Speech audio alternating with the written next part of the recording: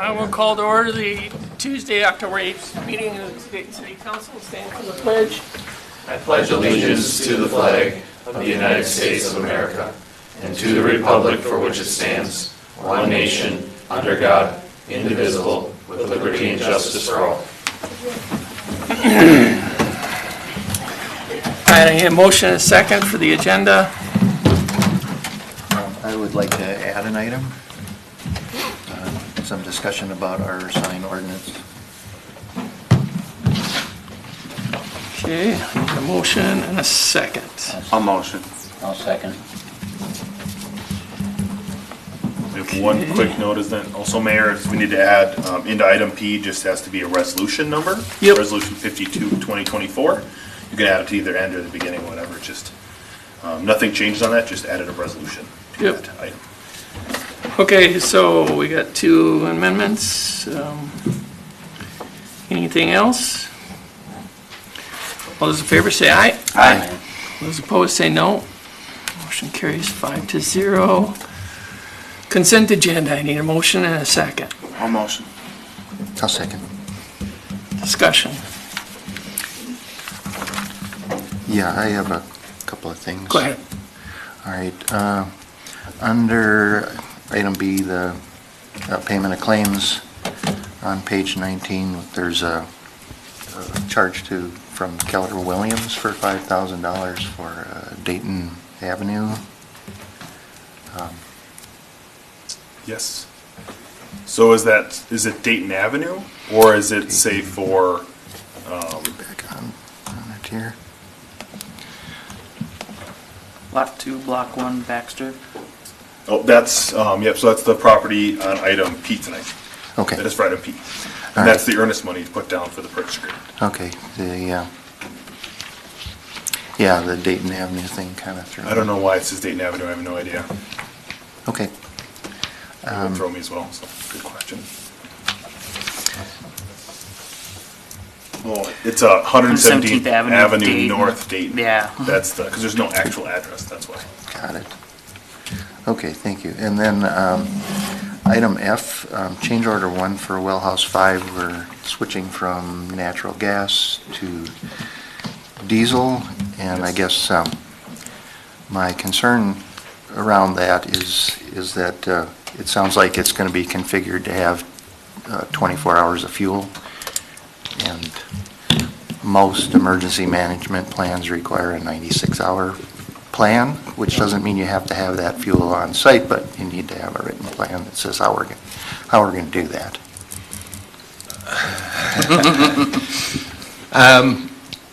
That's a very good question, David. I know that I think that we've only configured it for the 24 hours at the moment. So my problem with it is if we keep that fuel in there at 24 for 24 hours, that's a lot of fuel in there, particularly with the seasonal stuff. The idea was that we would not have it full to capacity all the time, but have a tanker truck that we could refill the thing with fresh fuel if it is actually in service. So we would be purchasing a separate tanker to go in the back of a pickup with diesel in it, so we could refill it as we need to. And that would probably be funded from the savings from this changing of the generator operation. Sure. You can also do it, if we can get a written agreement with one of who you usually buy your fuel from, if they will commit in writing that they will service that thing within 24 hours, that would be acceptable too. But something that needs to be thought about. Yeah, we did think about it a little there, with the box for the truck, the fuel tank for a truck that we could get there. But we can certainly talk to Beaudry and see if we could get an agreement with them to do that kind of thing. I do want to add one thing, Mayor and Council. The reason for the change is due to the service fee, the service charge that they're charging for on-demand or basically standby generators now. I think the charge is $750 a month. I don't remember the dollar. It's substantial. Like a huge tariff on the amount of generator size for having natural gas, which is why we went to diesel. Unfortunately, we'd rather have natural gas, but with that kind of tariff, it is it's extreme. Like it was like extreme amount. And then also, so moving forward, we'll have to have more of these generators on standby as we get more and more facilities. So an item of having 24 hours of fuel just to keep it so it doesn't go bad. Diesel fuel does go in gel and all kinds of different say, things in yeah, the winter winter ops and that in the you gotta summer, worry and they about. can be bad over time, so that's why we're only going to keep 24 hours worth. But we may want to look at getting something that Marty had mentioned, which is the standby, just diesel pump to be able to pump those full if we have more facilities in the future that are going to need this diesel. How are you going to cycle that fuel? Second? How are you going to cycle that fuel? Well, the generator will run every month for a period of time, just as a maintenance run. So Right. we will cycle it that way and refill it. Otherwise, we can get a cycling pump and we can just pull it out of there into into the tanker on the back of a truck and then recycle it that way.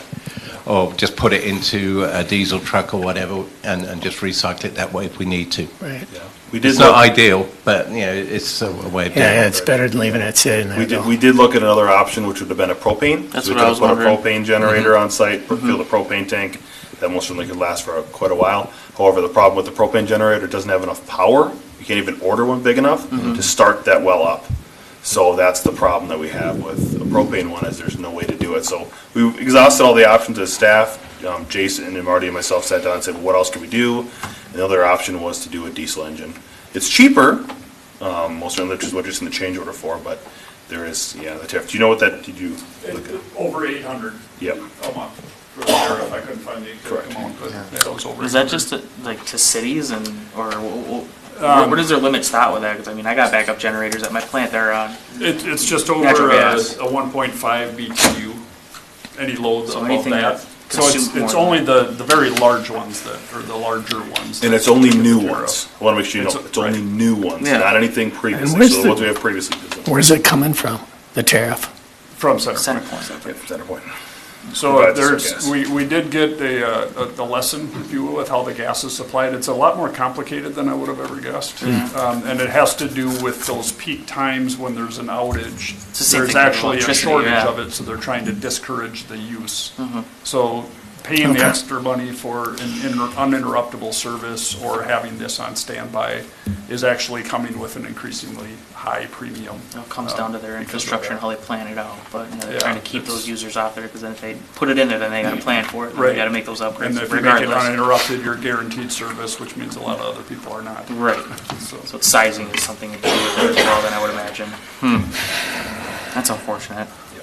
We looked at all options, unfortunately, and that was the best option we had. Yeah. We So- have No, I- battery packs just in case. Yeah, that's not online yet. That was nowhere close. Honestly, with natural gas, we couldn't use them in the hospitals because they won't guarantee fuel delivery. I mean, Yep. they won't guarantee that the pipeline is up, and so the diesel is, actually the surer thing, but as Marty mentioned, fuel isn't as toxic as it used to be, so stuff wants to grow in it, and, so maintaining the fuel has got to be part of the routine. And however you get to a 96-hour plan, I think there's a bunch of ways to do it, so I just want to make sure we were thinking about that. I guess that's it for me. Anybody else? Yeah, do the diesels, the package come with like a winter package? Because I know like you mentioned gelling, heaters that are in the tanks themselves to keep that from happening. I know a lot of hydraulic systems that are outside do that. Is this something that they kind of encapsulate? I don't know the exact ins and outs of that. I haven't seen the generator. We're going through submittals right now Okay. on the materials back and forth. To be honest, it's out of my wheelhouse. I don't. Okay. I don't Just know something what's that's included. worth asking. I suspect it is, because I know a lot of cities, I mean, Yeah. it's a big concern. You have Yeah. it sitting around, and when you need it, you need it. Mm-hmm. And Yeah. in the winter, it's not uncommon, so. Gelled fuel is not a good, it's not fun to fix afterwards. Well, yeah. It could take our 96-hour plan to shoot it right out the window with one Yeah. quarter-inch frozen line, right? So, This is something that Black and Beach should know something about, not? Are they, Nope, this is Beach have- all Stantec. This is all standard. Black and Beach didn't have they're it. already gone? Okay, anybody else? no, that was actually the comments I wanted to make too on that item. So. Okay, All those in favor, say aye. Aye. Aye. All those opposed, say no. Consent is approved, 5-0. Open forum. Come on forward.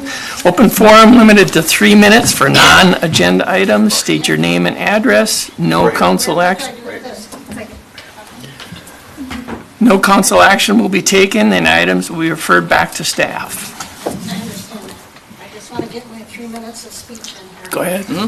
My name is Marcia Grover, and I live at 11320 Fernbrook Lane, right across from where Tom Dean wants to put a gas station. So I'm concerned about the gas station being built on the Dean property. I live directly across the street from there, as do many others, and I have many questions. Tom Dean has not talked to any of our neighbors or us at all about this. My first question is, what are the plans about the lights and the noise? We will be having those glaring into our home all night long. Will we have the noise from the cars all night long? Number two, what's going to happen to my property values and those of my neighbors? Why should we take a hit? Would you put a gas station across the street from you? I bet you'd not allow that. Why do you not respect the people who already live here? Number three, pollution. We all have wells in our front yards next to the road. The gas station will be directly across the street from our wells. Every time it rains or snows, the runoff will go right into the holding pond right next door to the gas station every single time it rains or snows. Then where does the gas, the oil, and the garbage go? Do you have a responsibility to protect the people of this city?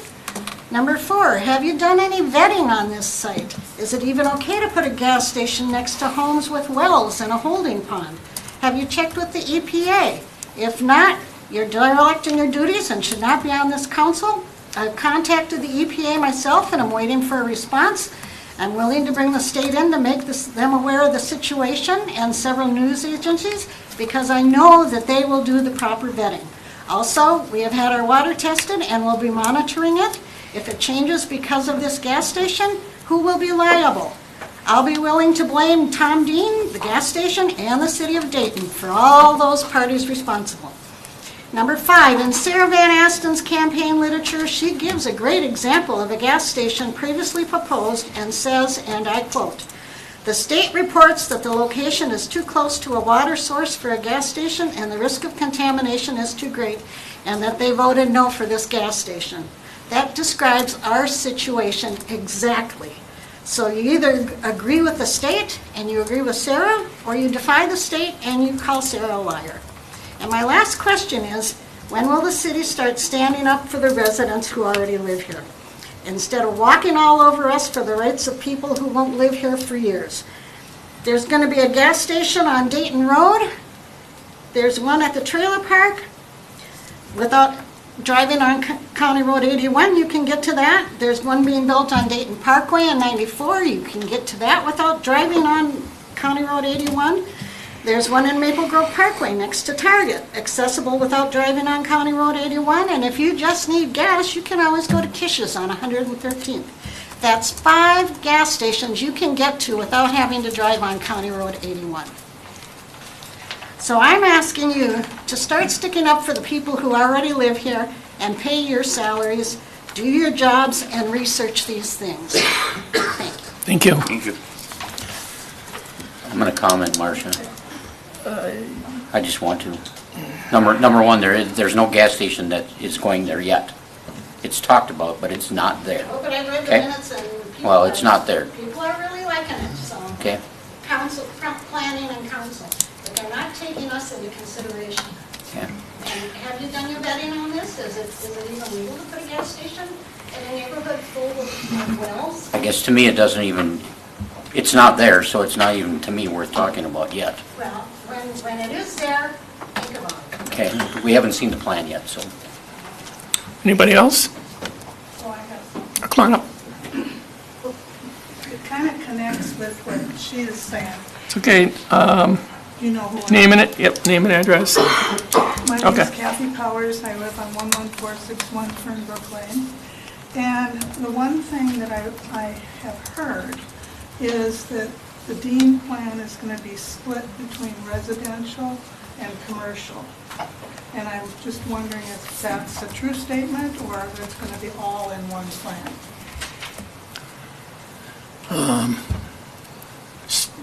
Yeah, so if you watch the last planning commission, they covered that. The commercial will be different. It'll be a different concept plan? Different develop, yep, So we'll have two concept plans for the Dean Yep. property. yep. Okay. I don't So, know. Mr. Mayor, so as of right now, it's just one concept plan. So this Yes, is the that's same what one I that understand. you saw a couple weeks ago. But it will be different plattings, as in final plattings. which is Correct. the- Yeah, correct. So when, So the concept plan is for the entire project, and then when they preliminary plat, it will be for the entire project. And then they will final plat as they go along. If the commercial area is not able to be done in a commercial sense, then they will adjust that final plat to have apartments or townhomes or something other in that area. So there will be a preliminary plat, Yes, there has to be. and there will not be a concept plat for commercial, because that's not how I took the planning. We've had two concept plans already, so Yes. the next step is the preliminary, and that will be the whole project. Whole thing. Yeah. And the commercial will come in a phase. Yes, Right, one correct. of the phases of the development. so you'll do the residential first, Whatever Tom wants to do. Or say, the developer. whatever the developer wants to do, That's so correct. he could do the commercial first and then the residential later. So when are we going to know about this? When's he on the docket? He has not submitted that I'm aware of, so he has not, we don't have a clue. We don't We yet. don't have a clue. So far, it's just an Correct. idea. So, the There concept is plan- no actual concrete plan. Yeah, there's no plat. It's an idea, Yep, Okay. yep. okay? It looks pretty concrete to my, Yeah, where so I look. the preliminary plat is when it'll actually be, when it will go into what do you want to call concrete? Okay. The next step in the process is the preliminary plat, which has not been submitted to staff yet. So I don't have any idea when it will go on, but there'll be a public hearing and everything else, like you were last time. He's coming out to my house right now, just to tell me how many trees he's taken down in the meantime, so. Oh, well, at least he's talking to you, Kathy. Okay, anybody I else? got his number, boy. Are you good, Kathy? Are you good? Huh? Did you want to say more, or are you good? No, I have another question. Okay. Okay. Well, okay.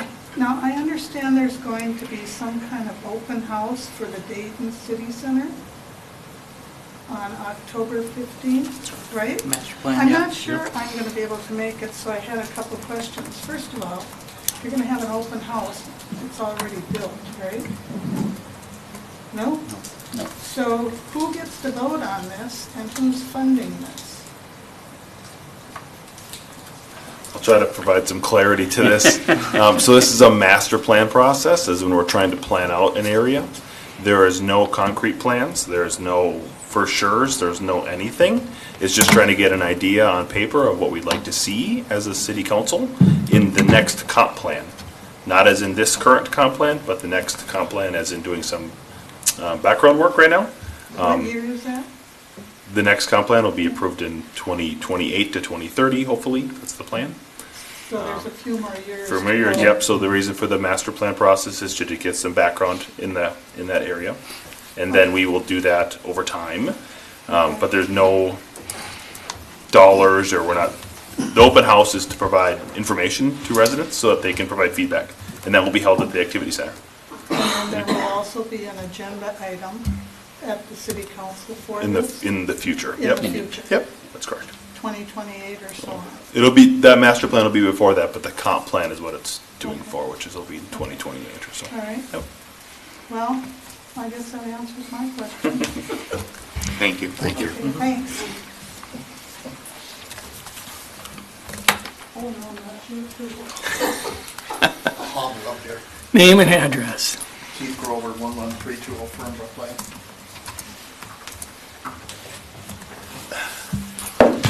I guess I'm not really vocal a lot when it comes to city things, and at least not in my adult aged years. I guess I was when I was younger. But one of the things that really bothers me is the development that the two ladies were talking about. I understand that we're not going to stay rural. I mean, I'm not naive enough to think that. But the way that we're putting all of this together, especially with this concept plan that that Tom Dean has put forth, and, that we had a copy of, and we had a planning commission meeting on, there's a lot of things about that plan that bother me. One of them, obviously, is the gas station, 300 feet from my well. I mean, those of us that have lived in Dayton all our lives, and I've lived in Dayton since 1962. I grew up here, I raised my family here, stayed here because of, the ambiance of Dayton. That's not going to be there anymore.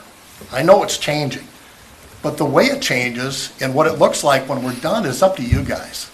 Some of the previous councils have really screwed some of the things up here, but it's up to you guys to move us from today forward. When I look at that plot development, I look at the lot sizes they put in there. My God, I mean, when I was a real little kid, my parents lived in a trailer court in West Fargo, and I think our lot that our trailer was on in West Fargo was bigger than some of the lots they proposed to build houses on in this new development that Tom has proposed there. The idea of that is just blows my mind, but the gas station itself, we get punished every time, those of us that live here, that we make development in Dayton. And again, I know that's going to happen, but we live on 121. Everybody gets in and out of Dayton, from those new developments on 121. The traffic there is atrocious, but it comes in bunches. It's very, very busy in the morning during rush hour, and then it lacks off during the day, and then in the afternoon again, like from 3 o'clock to 6:30 or 7 o'clock, it just becomes crazy again. But there are those lull times in between. If you put a convenience store and a gas station across the street from our house, there will be no lull times anymore. We're talking about 24/7 noise, pollution, people racing around with their cars, people coming to get food. I mean, that's not what Dayton should look like. What Dayton should look like is rural. I mean, that's what the citizens of Dayton asked you guys to do years ago, is to try to keep Dayton, the feel of it, as rural as possible. I don't see that happening with a plan like this, and with putting commercial development in the middle of houses. What used to be ag, I watched them combine the last beans 2 days ago. I mean, I'm going to be looking at houses there. I mean, I get that. I know that's not going to change, but I don't want to look out my window and see a lit up gas station like, a Quick Trip, or, Bobby and Steve's down in Maple Grove. You go in any time of the day, you go in one of those places, they're busy. Constant noise, constant traffic. I don't want to see that. And I don't think that belongs in the middle of a housing development. The new development on the west side of 121 is one thing. We also have development on the east side. Those of us that have some property, that have a little bit bigger pieces of property, that would like to stay that way and like to be able to live in Dayton for the rest of our lives. And for some of us that are 70s, maybe that's not that long. I don't know, but I'd like to stay around for a while. I just don't see that as helping Dayton. In doing that, if that actually happens, those of us that live on that street, we're going to be living the difference. And the difference is not good. It's not good at all. And it's up to you guys to help us with that. I mean, that's why we elect you. That's why we ask you to look through these things and put things in the proper places, put commercial where it belongs, put the businesses where they belong, right in the middle of a housing development. That's not it. I'm sorry, guys. Thank you. Thanks. Thank you. Okay. Okay, I was at the planning commission. Do I have to say my name again? Yeah. Oh, gosh darn it. Kathy Powers, 11461 Fernbrook Lane. Okay, I was at the planning commission, and I understand that the Met Council is going to be changing, going from 3 per acre to 4 per acre. Now, when I went home, my husband and I did some calculation, and he's from the North Minneapolis side, so he knows what crowned block is. So when we calculated this out, if you go to North Minneapolis and you look at their block size, that is currently what the Met Council is saying, 4 houses per block. That's what it is. If you want to look at it, go there, and I'm sure South Minneapolis and all the metro areas are basically the same. But I think they're crazy, and I think we ought to push forward, and I think we ought to tell them that this is not what we're going to do. And I know other counties have been, or other cities have been successful with the Met Council. So when they put us down as suburban, rural, or whatever it is, that's not rural. That's North Minneapolis. Thank you. They ought to visit there. Okay, thank you. That's it. Thank you. We have anybody online? No. Okay, let's move on to staff council updates. Jack. Good evening, Mayor and Council. I have a couple of updates tonight. I wanted to provide, we received some additional positive news that was not incorporated in the memo that was just approved in the consent agenda, which is that SHPO has provided us a letter of some mitigation factors to consider. Our team at Stantec, who's been running with this environmental review, was very positive about the response in the letter. So let's hope that either options 2 or 3, which were provided in the memo tonight, are no longer needed. I will provide and keep everyone updated as I learn more, but I have not heard back from HUD, our federal house, basically, that's been housing the grant, yet after I provided them the letter and our response to that letter. So Okay. I will provide both those letters this week to the council so that you have those letters so you can see what they say. I want to clarify a comment that I made at the last council meeting as well, and was mentioned by the mayor about some free firefighters. I think people took it as it actually free, and I want to clarify that comment because it is critical, because what it was meant and what was the amount of dollars were needed for 2 full-time firefighters and establishing a duty crew within the fire department for the paid-on-call firefighters is the same dollar amount as moving all paid-on-call firefighters to $30 an hour with the same model that we operate today. So those 2 models of 2 full-time firefighters additionally to what we have currently, and establishing a duty crew, and paying all paid-on-call firefighters for $30 an hour is the exact same dollar amount. So in terms of where we are today, there's an increase in levy dollars, no doubt. But the increase is the same for either of those situations which I previously explained. So I want to make sure that we look at those and make sure it's not free, because it technically is not free. It is just the same dollar amount for either one of those models. So something you had mentioned to me that we should probably clarify.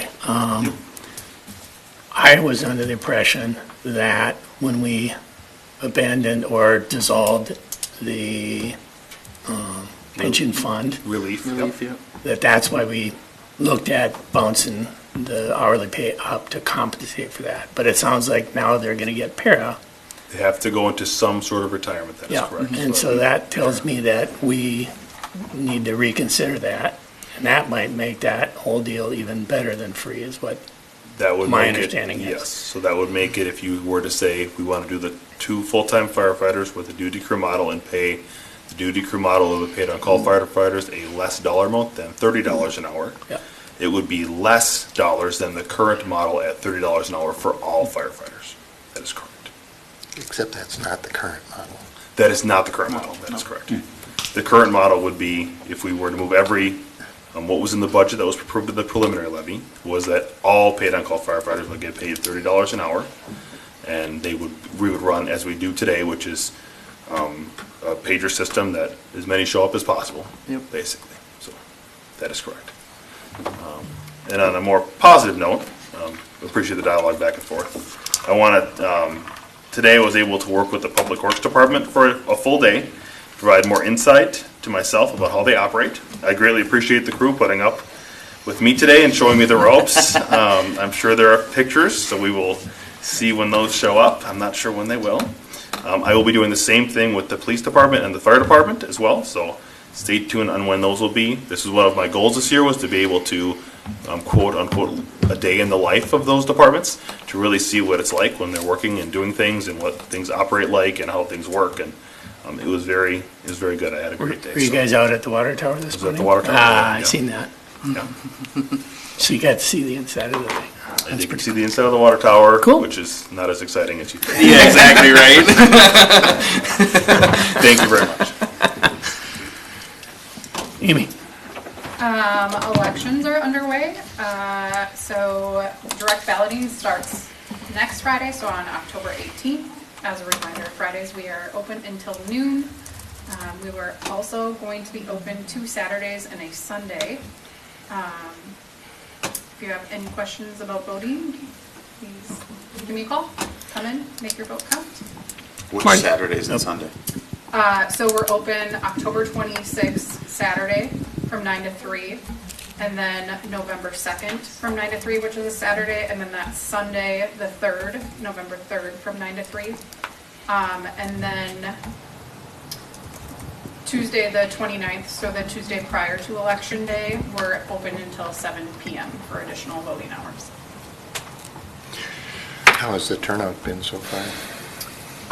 It's been pretty good. We've had around 100 voters so far since absentee is open. So I anticipate that more on the uptick as soon as we get to the 18th, which is the direct balloting where you stick your ballot directly into the ballot counter as you do on Election Day. Also at that point is the no clawback date. So technically right now if someone had voted, they could come in and spoil that ballot and vote a different way. But after the 18th, you have your decision made. Really? Right now. Morning. Good evening, Mayor and Council. I have a couple of things. The Mill and Overlay project is finished this afternoon. They finished the shouldering this afternoon. At 4 p.m. they were supposed to take the signage down, so it would be back to full traffic sometime thereafter. So from now on, it should be open to full traffic. They do have a couple of items remaining, but they will be done under traffic. They've got to do the permanent striping on there, and I think there's still some turn lanes to mark on there as well. Yeah. Have they kind of clarified some of those? So like I noticed the turn lanes on River Road and Pineview. Yeah. Because for a while it looked like they were actually directing traffic right into each other. Into each yeah. other. Did you drive at night and get confused on that too? Yeah. I just thought that was bizarre. I probably can't comment on that, but I would imagine Maybe don't. I want to. Yeah, me and somebody were like, I was like, I don't know if you're supposed to be here, if I'm not supposed to be here. Yeah, you couldn't tell which lane you were supposed to be in, and if you were in the left and they were in the left, you're going to have a head on. So I don't know what they're doing. Okay. That No way. disasters. We'll find out one way or another. And then well 4, I've got a bit of an update for that. It's basically two parts to this problem. The pump is being rebuilt. That was damaged at the bottom of the well, so that's being rebuilt at the moment. That's a cost of I think somewhere around $33,000. We're looking at what caused the issue. We will be putting a camera down the well to see, what we can find out from that in the hole there. I'm not 100% sure what we will see, but we'll televise it and see what there is. Currently, from our measurements, there's 100 foot of material that's dropped off and is sitting on the bottom of the well, in the bottom of the well cavity. We're thinking this is some sand that was dislodged when we did the explosives down the hole. Although we did pressurize the well and expected that all to come off when we pressurized the well, and we did significant pumping and bailing to get that sand out of the hole, and it did run clear at the time. When we put the well into service, it was all where it needed to be, so we didn't anticipate anything else. The theory is that once we put it into service and started drawing a lot of water, this must have dislodged this and it's gone into the bottom of the hole. So currently there's 100 feet at the bottom of the well that is just sand. The solution to that is probably going to be to pressurize the well again to dislodge any of the other sand material that's loose, and then suck it all out of there, bail it all out. That's probably going to be a 2-month project. This is probably not going to happen until December.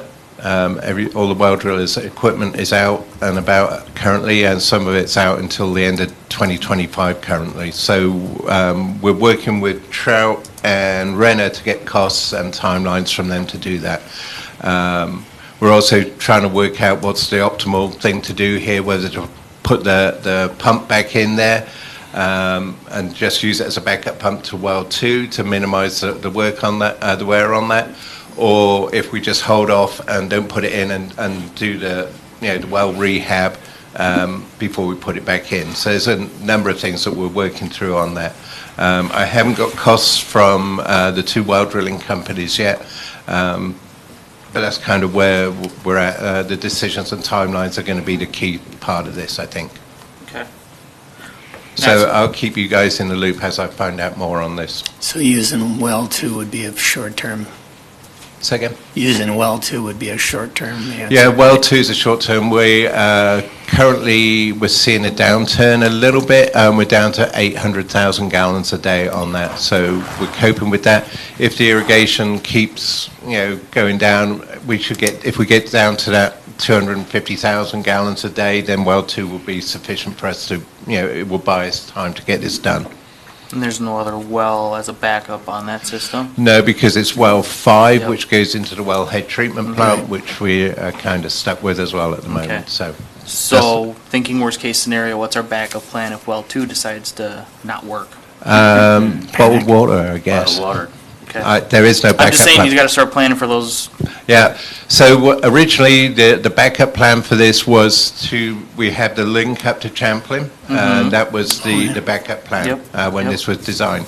Have you knocked on their So door now yet? we know that they can't supply our requirement now, since we tried it a couple of times, given it was irrigation season and they could only service 35 homes. But going forward, we will have enough wells. Once well 5 is online and well 4 is back up and running, we will be in a much better position. I think the idea is to always have a redundant pump. Yep.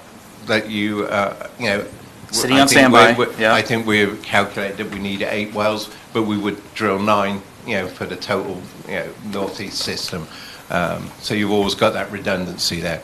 We're not there at the moment, and that's unfortunate, but, this is where we're at, and hopefully we can get through this, and well 4 and 5 will, be able to, suffice if we have this kind of thing. Wasn't, I thought well 5, the plumbing was configured such that we could bypass the treatment facility with well 5. Say it again. I thought we could bypass the... No, we can't, because there's no treatment in there. There's no chemical treatment. It's just a raw water production well. Oh, I see, okay. And the treatment goes into our head treatment plant. Okay. Still got One other thing, Danielle asked me to mention the pumpkin trail.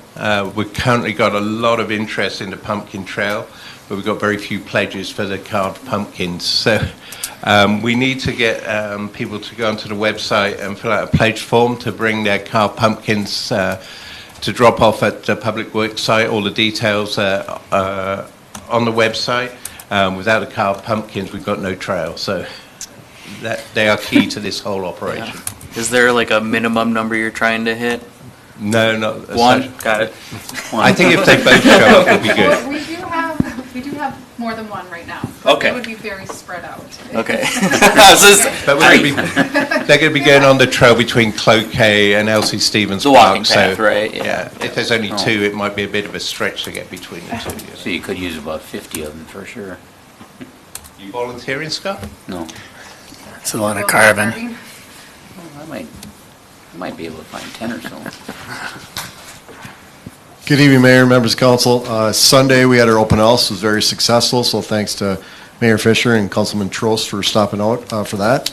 Wednesday, tomorrow, I guess, we'll be at Dayton Elementary doing public education there as we do annually every year, so we're excited to do that as well. So, perfect, that's what we like to hear.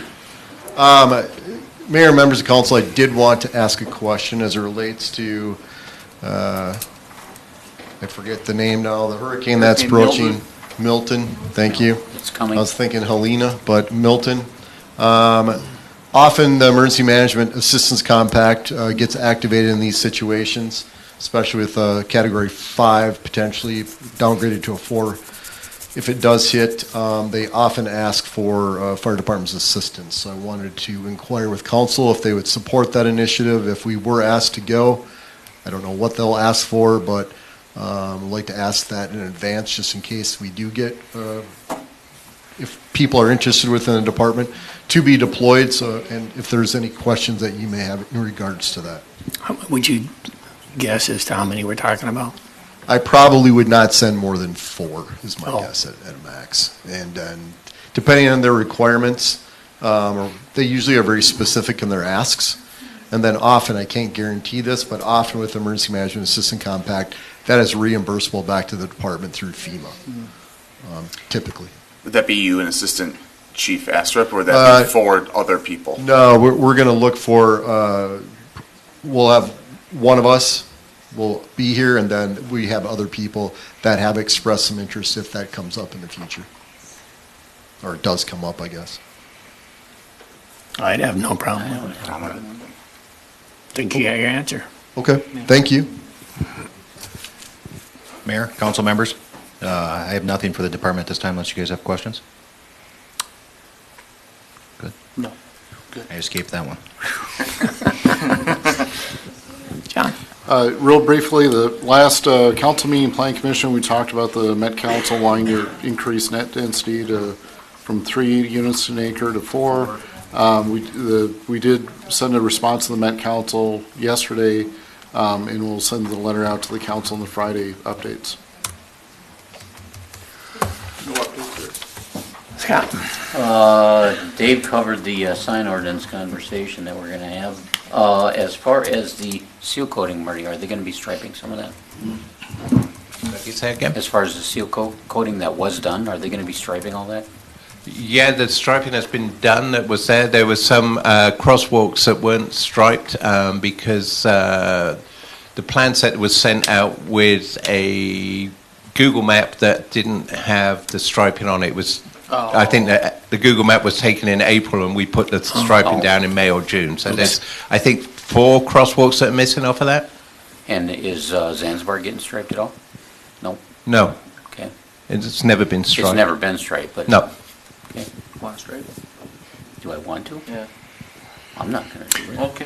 Why would we I not? think he said, do you want it striped? Maybe is the right question. To me, it should be. Roll the stripe. Do you To me, it want? should be. I mean... Why would we not Why stripe would we it? not? Yeah. How much is it to, say, do Zanzibar?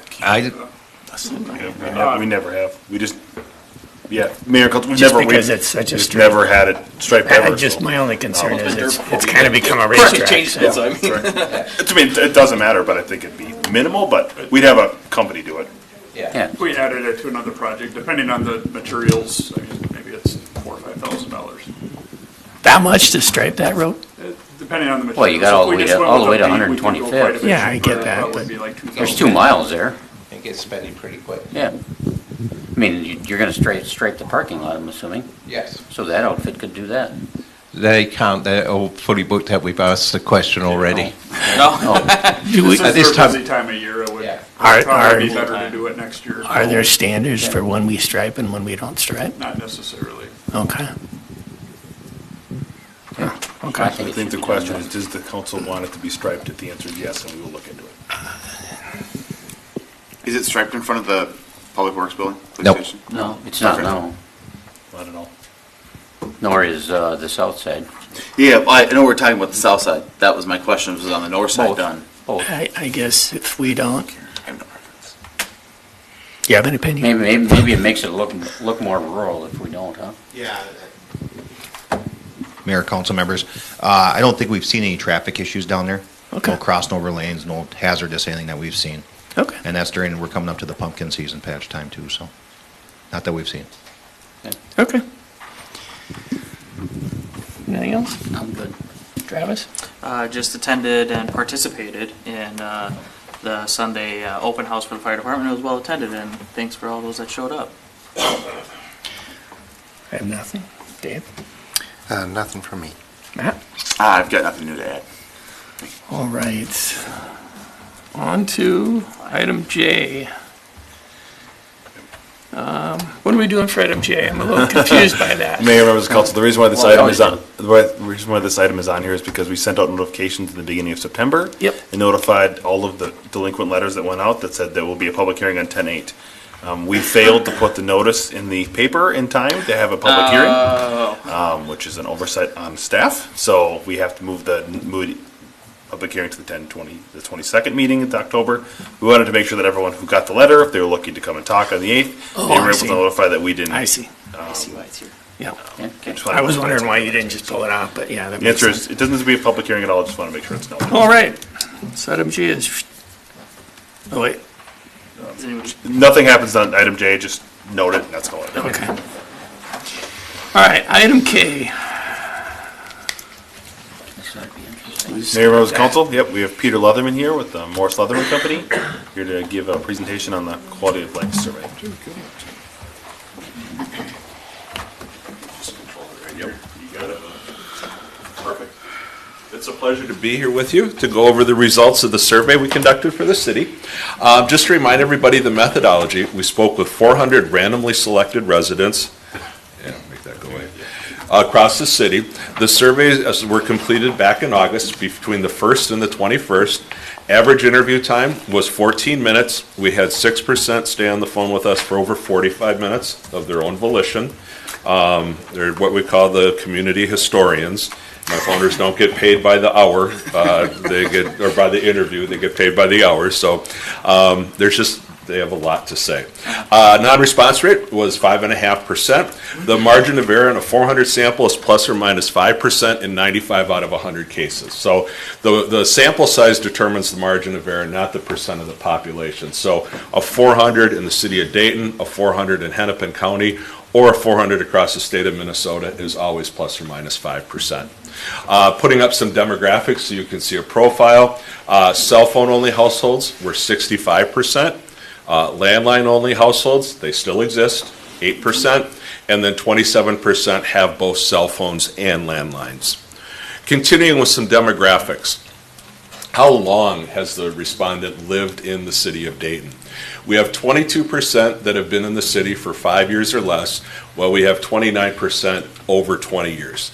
So you can see there's pretty much a divide right at 10 years. The typical resident has lived here about 12 and a half years. The typical resident is about 43 years old. We have 32% 18 to 34-year-olds, while we have 30% over the age of 55. 22% indicate that they have a senior in their household, while 40% indicate that they have a child.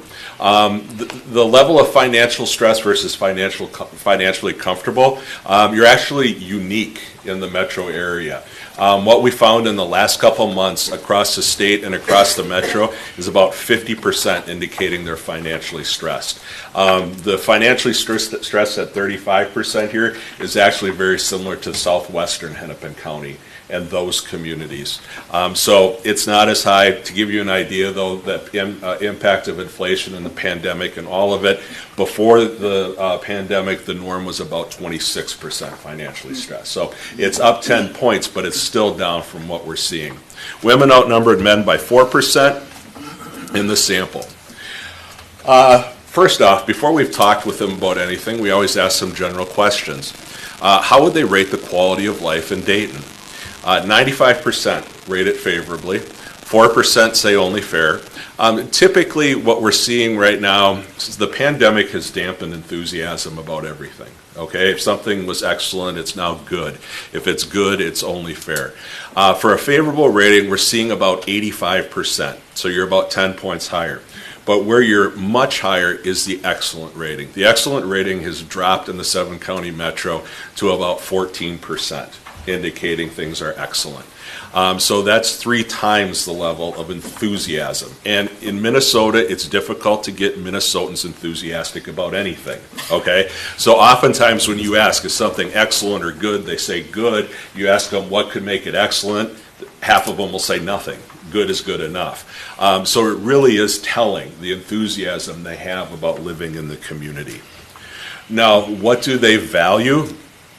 This is open-ended. They can tell us anything. They value small-town attributes.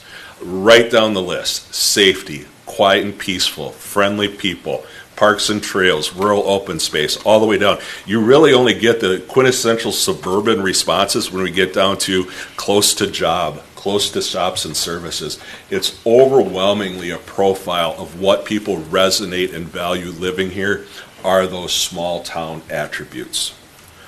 Now, What do they think is the most serious issue facing the community? Once again, this is open-ended. They can tell us anything. We only have one item that hits double digits. Now, I always look for, is something at 25, 30, 35%. You have 1 in 4, 1 in 3 people coalescing around a response. That's a serious issue in the community. 20% at too much growth leads the list. You know, if I look back historically, you know, we were working with the city of Woodbury during the boom in the 90s. And going back to that survey, the most serious issue, too much growth, was in the high 40% level at that point in time. So it is mitigated from what we've seen in other high growth areas. It does lead the list. Everything else single digits. High taxes as a top of the mind response is about half of what we're seeing right now. That's typically between 15 and 20%. I'll go more in depth on taxes in a little bit when we ask some specific questions. And the other thing I would point to then is at the bottom, the nothings. Those folks are boosters. They see no problems in the city of Dayton. It's utopia here. And what we found during the pandemic is there are a lot less boosters in communities. Before the pandemic, the norm was 12%. Now it's down to about 6%. So you're about 4x the number of boosters that we typically see in 2024. Overall evaluation of the direction of the city, 89% say the city's moving in the right direction. 6% say the wrong track. Norm on this right now is 80%. How do they view the city of Dayton? Do they view it as a small town or do they view it as a suburb? The majority see it as a small town at 56%. 27% indicate a suburb, while 16% hedge their bets and say some of both. And so, you know, if we can allot that both, you have 72% relating to the city in some way and seeing it as a small town, while 43% see it somewhat as a suburb. At a time of growth, this is always an important question. Are services been able to keep pace with the growth? Absolutely. 85% indicate that they have. If I look at other high growth communities over the last 30 years of doing polling, the typical is about 75% agreeing. There's always something, and it's typically street maintenance that has not been able to keep up. But we're going to look at your street maintenance in just a few slides. Actually, we're going to look at street maintenance right now. An overall evaluation of city services. We asked if they rate them excellent, good, only fair, or poor. I've collapsed down the excellent and good into the blue bars, the red, only fair, or poor for that. So we do see a sea of blue instead of a red riptide. A couple items were to point to. City drinking water has the highest level of unfavorability. In talking with staff, folks are nodding that 38%. I can't make a comparison because this depends on the aquifer from community to community, what a folks' tolerance is, what their expectation is. So it's something to flag. This is the first data point in the ground of what public opinion is on drinking water. A couple other items, stormwater runoff and drainage. We've seen that up in 2024, especially with all the rain that we had in April, May, June, as a concern across the metro area. And the other item I'd point to is the street maintenance at 20%. That actually is outstanding. The norm right now in the 7-county metro is 60% favorable to 40% negative. So with 1 in 5 being concerned on street maintenance, you'll never have 100% on street maintenance. Everybody will have a pothole. That's an outstanding rating when it comes to the maintenance. I mentioned as a top of the mind response, folks' concerns and the most serious issue on taxes, and it was about half of what we see. But when we ask it directly, how do they feel about their city portion of property taxes? We have 57% say high, 38% say about average. We do have 3% low. I can share their names and numbers. I'm kidding, it's strictly confidential. But the 57%, I would classify the city as a hostile tax climate. Now, I classify just about every community in the 7-county metro as a hostile tax climate since 23.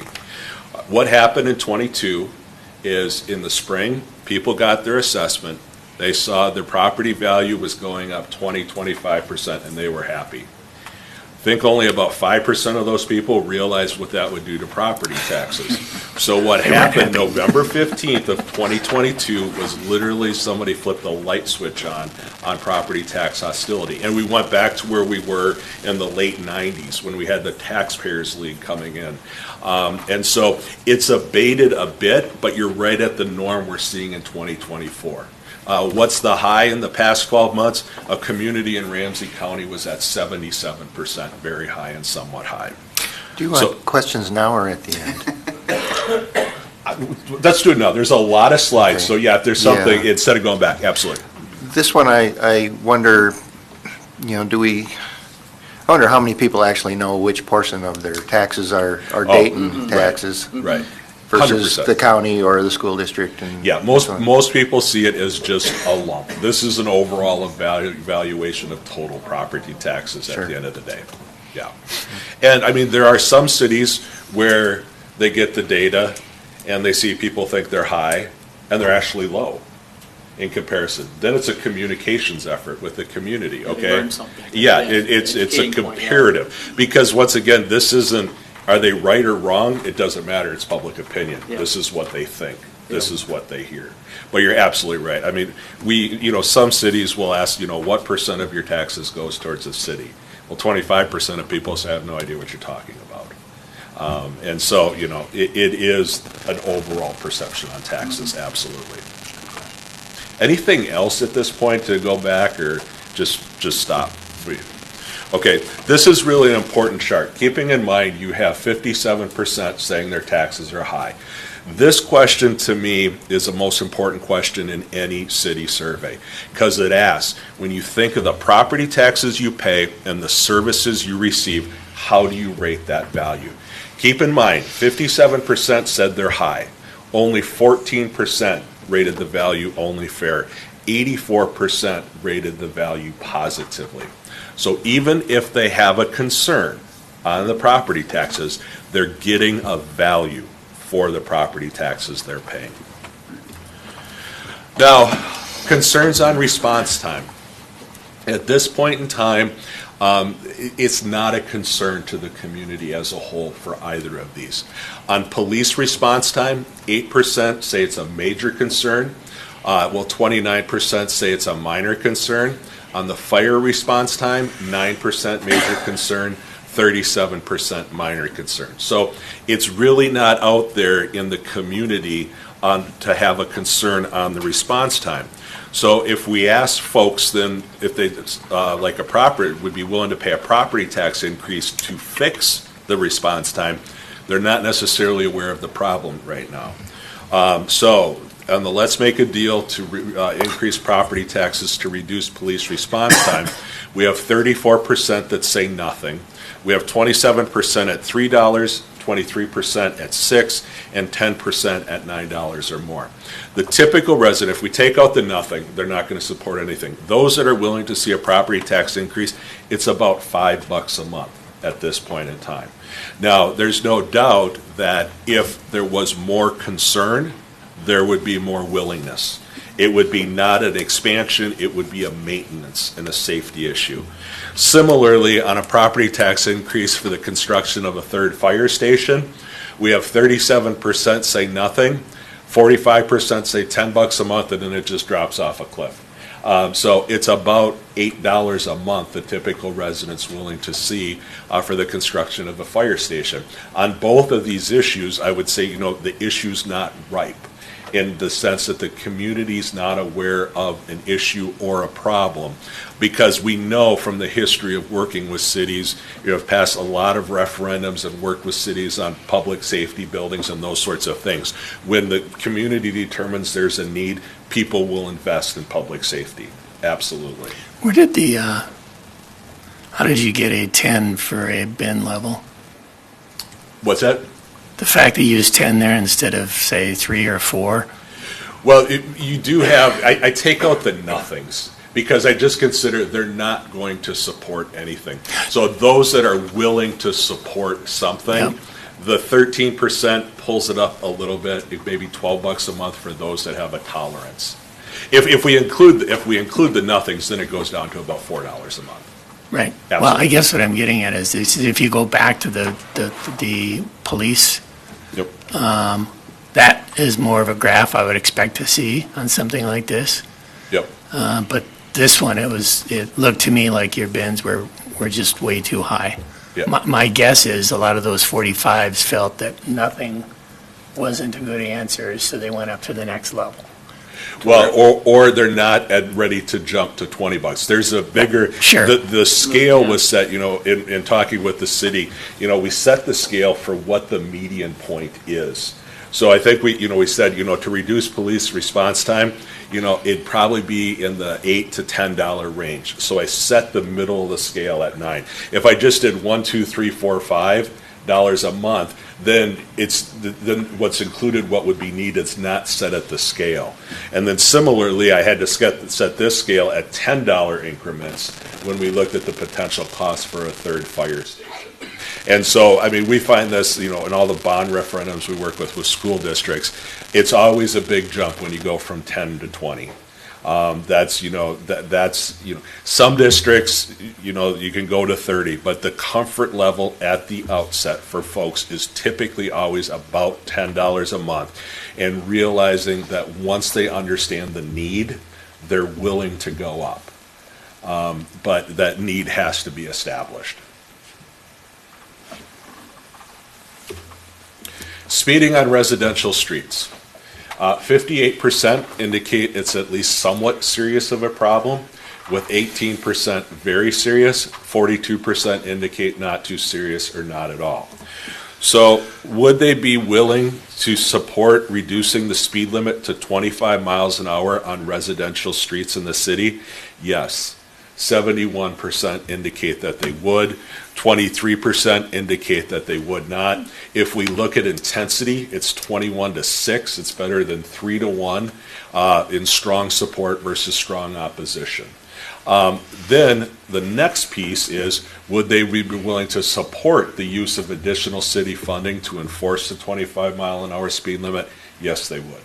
62% of the community supports that. So this is one where they see the issue, the first chart where we had almost 60% indicating it's at least somewhat serious, they're willing to support policy changes.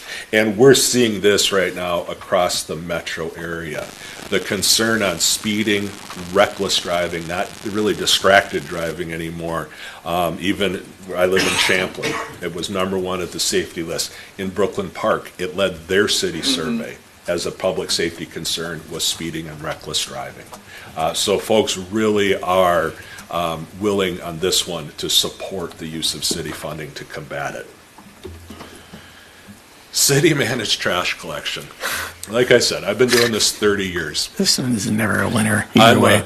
I'm from Wisconsin. I will never understand Minnesotans' affinity for their trash collectors. This is what you call a pollster's nightmare. We have 44% favor, 44% oppose, and 12% are unsure. Like I said, I've been doing this 30 years. I think the highest level of support we've ever had was 52% on this. Typically, it's about 30 to 35%. So you're a little bit higher on support levels. Okay, a little bit higher on support levels, but still, it's a tie. If they support switching over, just getting some feedback. I'm sorry. Okay. Okay, if we look at reasons for support, it's less trucks, lower cost. If they oppose, they want to choose. 10% the lower cost, so you can see the competition, the cost factor. 9% think it's going to be lower under city managed, 10% think it's lower under the current system, and 10% talk about getting birthday cards from their haulers. I mean, they've developed a relationship with their hauling. It's interesting when we ask this series of questions and we ask folks, do you think it's better under an open system or a city managed system? This really reflects what we see in communities. It really comes down to that people understand the benefits. For an open system, they view the benefits as the cost for trash collection and customer service being better. That will cause feedback. On the city managed, it's pollution from trucks, it's pedestrian safety, and it's wear and tear on the streets. So it really is, where do you hitch your wagon on the argument? What do you value more? Even I hear it. The wear and tear on streets, pollution, truck traffic, or cost and customer service and the relationship that's been developed with your hauler. So wouldn't this be a much better question if there was a cost, an idea of the cost? Because if there was a yeah, I mean, if we could say it'd be, you currently pay X under this system, you'd pay Y. We have in a few cities have been wanting to put the number out there. Okay, this is what it's going to cost. We've gone down the road, we've explored it. It still comes back overwhelmingly, it's mom, apple pie, and the right to choose your garbage can in Minnesota.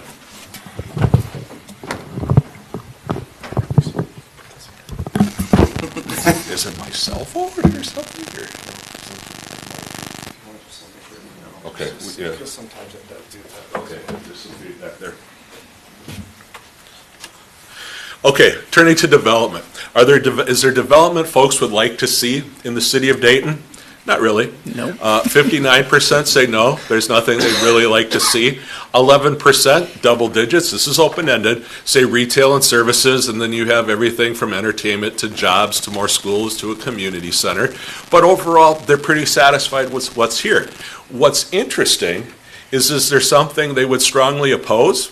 No, not really either. You really kind of, on this one, if you look at it as a bell-shaped curve, you have equal amounts not opposing anything, not really supporting anything. There's really kind of a status quo, comfortable level of where folks are at right now. You know, things that come up, any housing, low-income housing, big box retail, bars, those sorts of things, but it's all background noise on what folks would like to see. Would they support providing financial incentives for development people would like to see in the city? Absolutely. This changed after the recession of 2008, 2009. Before that, it was basically a 2-to-1 opposition. And with the recession, what happened across the state on this issue is people understood that there was competition for development. And so the 90% support level, it's typically somewhere between 80 and 90% now in communities indicating that they support the financial incentives. So how do you... Just questions on incentives for development. So like tax incentives to get development into the city. For housing or for? Just development. Anything. Warehouses? You're talking about TIF, right? Well, That's one option. One option. so how do you correlate this to the fact that they're saying they want no development? Yeah, Well, want... it's going to be targeted. Let me get to... Okay, go ahead. Okay. Let's do this slide. So, city characteristics. Going through, this is set up like a stoplight. Red, too much, stop, no more. Green, bring it in. Yellow, it's about right. Across the board, if we just look holistically, it's a majority in the about right category. But as you evaluate this list, I always say look at the too many versus the too few. And it will net out one way or the other the direction the community's looking. On the red side, high-end housing, it's 17% more indicating there's too much. The other two items, trails and bikeways, it's a perfect bell-shaped curve, 21% on either side. On parks and open spaces, 6% too much. And so, even in the manufactured mobile homes, the rental apartments, it kind of balances. Where do people want to see there's too few, too little? Starter homes, 36 to 14. Go down to affordable housing at 35 to 11. Then assisted living and one level association living, 39, 35. And then job producing businesses, service, retail, entertainment, restaurants. Now, for the growth area you're at, the service, retail, entertainment, and restaurants is lower than we would typically see at this point in development. And I think part of it is the location. With Champlin to the east, Maple Grove, As you know, the discussion on the gas stations. You have everything, it's really a convenience level. You can go one way or the other and kind of get those services. It's not like a Woodbury or Burnsville back in the day that had 70% of people saying they want more restaurants because they really didn't have those options for them. But the focus is on the housing piece, on the starter homes, affordable housing, and the senior living options. And what we see this in communities that have high ratings on the quality of life. People want to stay here. So if they get ready to move on out of their house and downsize, they want something for them. On the other end, the starter and affordable, they want a place for their kids to be able to live in Dayton in the future. So it's that life cycle housing concern coming into play. So that's where the support for the financial incentives come in for the types of development that they would like to see looking at this chart. What's the difference between the starter homes and the affordable housing? All wording. Back in the day, we used to say affordable housing, starting at whatever the Met Council's number was, and affordable housing was kind of a dirty word. It's not anymore because people now see it. It comes with the housing market and everything coming in play, and so basically it mirrors the starter home, and that it's a place for their kids to come back to the community for. Turn into Park and Rec, 90% favorable on the facilities, only 9% say only fair or poor. Do the current amenities meet the needs of your household? Yes, 90% indicate currently they do. A couple of value questions. How important are park and recreation to your quality of life? The blue bar. 83% say it's at least somewhat important, 31% very important. What about to the value of their home? 88% indicate at least somewhat important, with 42% very important. So both of the parks and recreation system is very much linked to what people view and see their quality of life here, but also has a major impact they view on the value of their current home. Have they visited Elsie Stevens Park? 43% indicate that they had not, 54-2 on favorable to unfavorable. Elm Creek Park Preserve, 39% indicate that they or a member of their household had visited it in the past year. We asked those that had visited, how big of a factor was it to moving to the city of Dayton? 45% indicated not a factor at all. 55% indicated major or minor. So we have about 20% of folks indicating that the Elm Creek Park Preserve was a factor in their decision to move to the city of Dayton. Do you find that a little bit odd that, the last two questions seem to indicate that parks were pretty important to people and they value them and feel like that's a good community asset, and then 61% of them haven't gone to Elm Creek Park? No, because it's not an either or. They could use other parks. They could use other pieces of the park and recreation system. Similarly with Elsie Stevens, they might not use it, but they could use another park. So it's kind of this is a specific site, and that oftentimes when we get to specific locations on parks, you're kind of limited by, how close is it to you'll have higher usage of smaller neighborhood parks versus larger community parks. Typically is what we see. Have you guys worked with Champlin or Maple Grove, or anyone else that has Elm Creek, and have they asked a similar question and got the same results? We just did Champlin last year, and I don't think we've historically asked about the impact of Elm Creek. I was just curious how we were, if that was in par with everyone else or not. I should know. I live there, but I did this. I've done the survey for the last 25 years with them. I don't recall asking it, but I will double check that to see if there's something in the past. Yeah, we might have asked it back when we did I worked with them on the park referendum. We got the pedestrian bridge back in the 90s. We might have. Okay, we went through this list. We developed and asked, would you support a property tax increase for these purposes? You can see you have majority support for everything tested. I've arrayed the strong support and the support separately. There's a difference in intensity. So the Veterans Memorial, 87% support. The larger community park, and we had some information around the statement of what it would include, 79%. Docks and a fishing pier, 81. Off-leash dog park, 73. Picnic shelters, 82. Pedestrian bicycle trails, 81. A splash pad, 71. Pickleball court, 60. Band shell for concerts, 66. Snowmobile trail, 62. Horseback riding trail, 61. Indoor-outdoor sports complex, 60%. So you have majority support for all of the things that you're looking at. This will give you a sense of prioritization of where to start the process. If this was a bond referendum that we were testing, I just worked with Apple Valley on theirs last year, I would say you don't have a deal killer in this. Everything is support. It's going to come down to how much it costs. I was going to say, I can't imagine people, in fact, the red kind of surprised me because would you support X? Well, to me, that's kind of a no-brainer. It's just when you ask the next question, yes, that's when it matters. Right? Yeah, this asks. So, and this is why we always go from concept to specific. So would they support a property tax increase for the park improvements we discussed? Well, you can see 17% said nothing. That's extraordinarily low. We always want that to be under 35% if we're working with a city on a park bond referendum. So there is an appetite for investment in the parks. 46% say $6 a month, 21, $12, and then $13, $18 a month.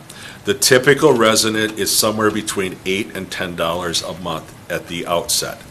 Now, what's driving this is the property tax hostility and the concern that we see. It's limited people's willingness on this.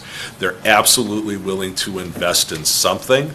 What it adds up to, going to that list as you start planning, that's kind of the master plan of the park as you develop it.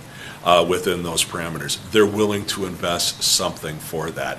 And there's support for everything you're talking about. It's just going to come down to cost and prioritization. Realizing, in a park bond discussion, when you get specific, pickleball courts, it's either yes, I use them, no, I don't. Snowmobile trails, that's a yes or no. Larger community park is much more a yes than a no. So it's kind of those macro versus those micro and prioritization and balancing those things as you go through planning. Dayton Heritage Days, 31% indicated that they or members of their household had never attended. Those that had attended, 66-4, favorable to unfavorable. On Holly Dayton, 54% indicate that they hadn't. 46% indicate that they had. It was a 44-2 rating. So both of them, of attendees, very well regarded. Empowerment. Do people feel they can have a say about the way city runs things? Yes, they do. 69% indicate that's the case. Norm on this right now is 60%. So it's about 10 points higher. Minnesotans often have, I say they have I've lived here 35 years, my wife reminds me all the time. We have a difficulty differentiating between having a say and having your way, oftentimes. So when we ask this question, a lot of people say, well, no. Why not? Well, they didn't listen to me. Well, that means they heard you, they just didn't agree with you or couldn't do what you wanted. So it's actually very good. People feel empowered in the community. Knowledge of the mayor and city council, this is life in a fishbowl for you folks. 69% indicate great deal or fair amount. The norm on this right now is 40%. And we see this oftentimes in growth communities with the development decisions happening and everything, but you do have a high level of people following what you're doing. Now, the question is, do higher levels of knowledge breed appraisal, approval, or disapproval? They breed approval. 91% on the city staff rate the city staff favorably, only 8% disapprove. Just an outstanding, this one, we look at a ratio, so 91-8, better than 11-1. Norm on this right now is about 6-1, favorable to unfavorable. City Hall contact, 43% indicate that they contact the City Hall during the past year. That's about 13 points higher than the norm. So city staff is aware of the level of contact from the community. Of the 43%, we follow up and ask them for assessment. 86% on waiting time, 90% on ease of reaching help, 91% each on courtesy and efficiency. Threshold we use is 80% in public sector for approval. So very well, this obviously pairs well back then to the overall rating of the city staff. Finally, where are folks getting their information? City newsletter, the city website, Facebook. You have more than 3 times the amount of people that want to admit that their principal source of information is Facebook. Most people don't want to admit that social media is a primary source of information. So if we add in word of mouth, 24% are in the informal, shall we say, communication, but almost 2/3 are relying either on the city newsletter or the city website. How do they prefer to receive their information? This one I always just look at print versus electronic. 33% say the city newsletter, 6% mailings, 2% local newspapers. You have 41% that would prefer to hold something in their hand. You then have, I believe it's about 53% that want to push a button. So the push versus pull communication, folks lean more towards the pull. I'll get the information as I want it instead of the push, but you have very specific demographics on preference of electronic versus print.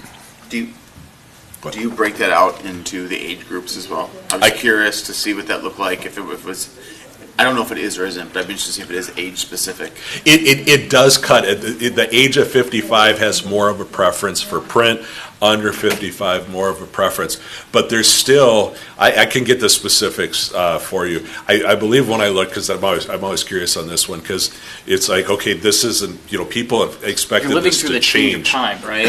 Yeah, what's that? You said you're living through the change of time. Well, yeah, and you do have, even the younger folks, there's a significant portion that still want print. It's the push versus the pull. And they realize, the comparison I always make is, when a city or school district goes all electronic, I see it immediately in the survey results, because you're going to have higher levels of uncertainty about how things are what's happening in the city.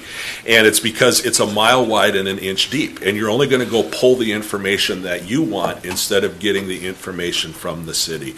So it's still a preference. It cuts at the age of 55, but it has not gone to, keeping in mind we had 20% over the age of 65 here. We still have over 40% saying they want something in print.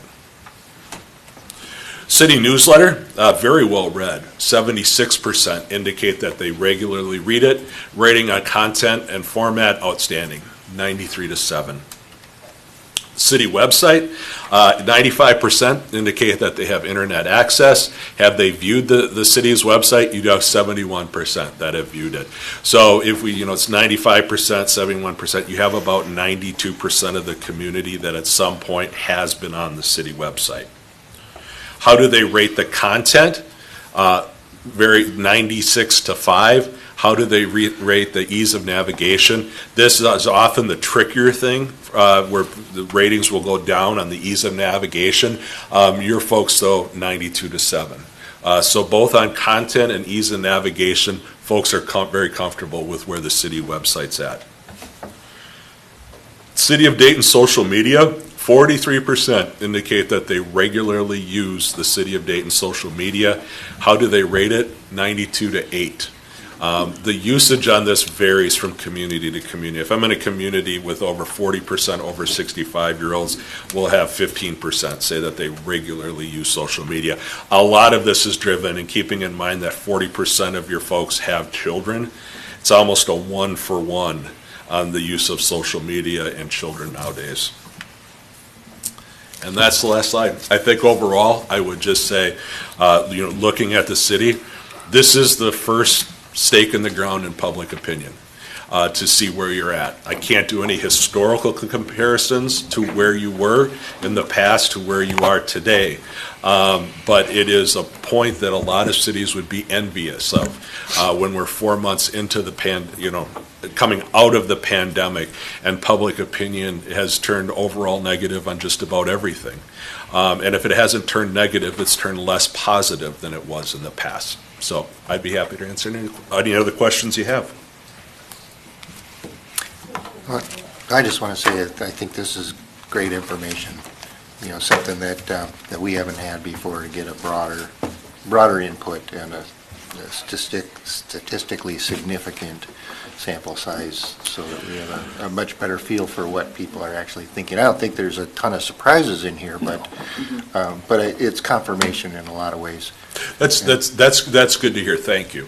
I often say, if I had a nickel for every elected official that said this isn't what I hear from the public, I would say, yeah, I agree with you, because you hear from the 10% that show up to everything. You might hear from the 10% boosters, but 80% of people are just living their lives. And this kind of tips in. And I mean, we're intentional in our methodology. In Minnesota, if you notice on it, we ask excellent, good, only fair, poor. We don't say average. We don't give Minnesotans a middle. Because if you give them a middle, they'll jump to it. We force them to a little bit positive or a little bit negative. And to see how it tips is really important with the vast majority of people that aren't living day to day. If they have an issue with a road, they'll contact the city, but they're not in the midst of it all the time. So, how often do most cities do these surveys? It's like you said, this is the first one, so we have nothing really to compare it to. It's all kind of like, well, we don't know if it's getting better or it's getting worse. It just is right now. So, like, how often do cities normally do a follow-up, or is it every 4 years, every as 10 a years? vendor, I should say probably every 90 days. I'm asking how often. No, how often you recommend? How often do cities actually do it? Is the question. Yeah, no, absolutely. I have a conscience, so I think it depends on the growth in the community. I tell folks so. I have a couple cities that do it every year, and quite frankly, they don't need to, and I've told them that. But they actually have, one city has pay tied for city staff in the survey results. So they don't really have an option unless the council wants to take that away, and I don't think they want to take away bonuses for city staff. So it's not necessary. With higher growth areas, I say look at the data.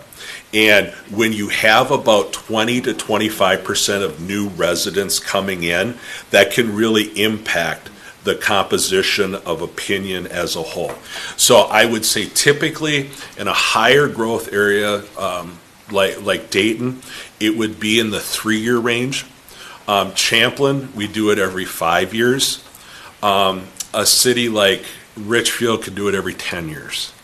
Unless something comes up, like we just worked with them on the local option sales tax, but the bigger quality of life. So it really depends on growth patterns and turnover, on when you're going to have enough residents, new residents in, that's going to impact the public opinion. Thank you. Yep. Social media, Dayton social media, what is that?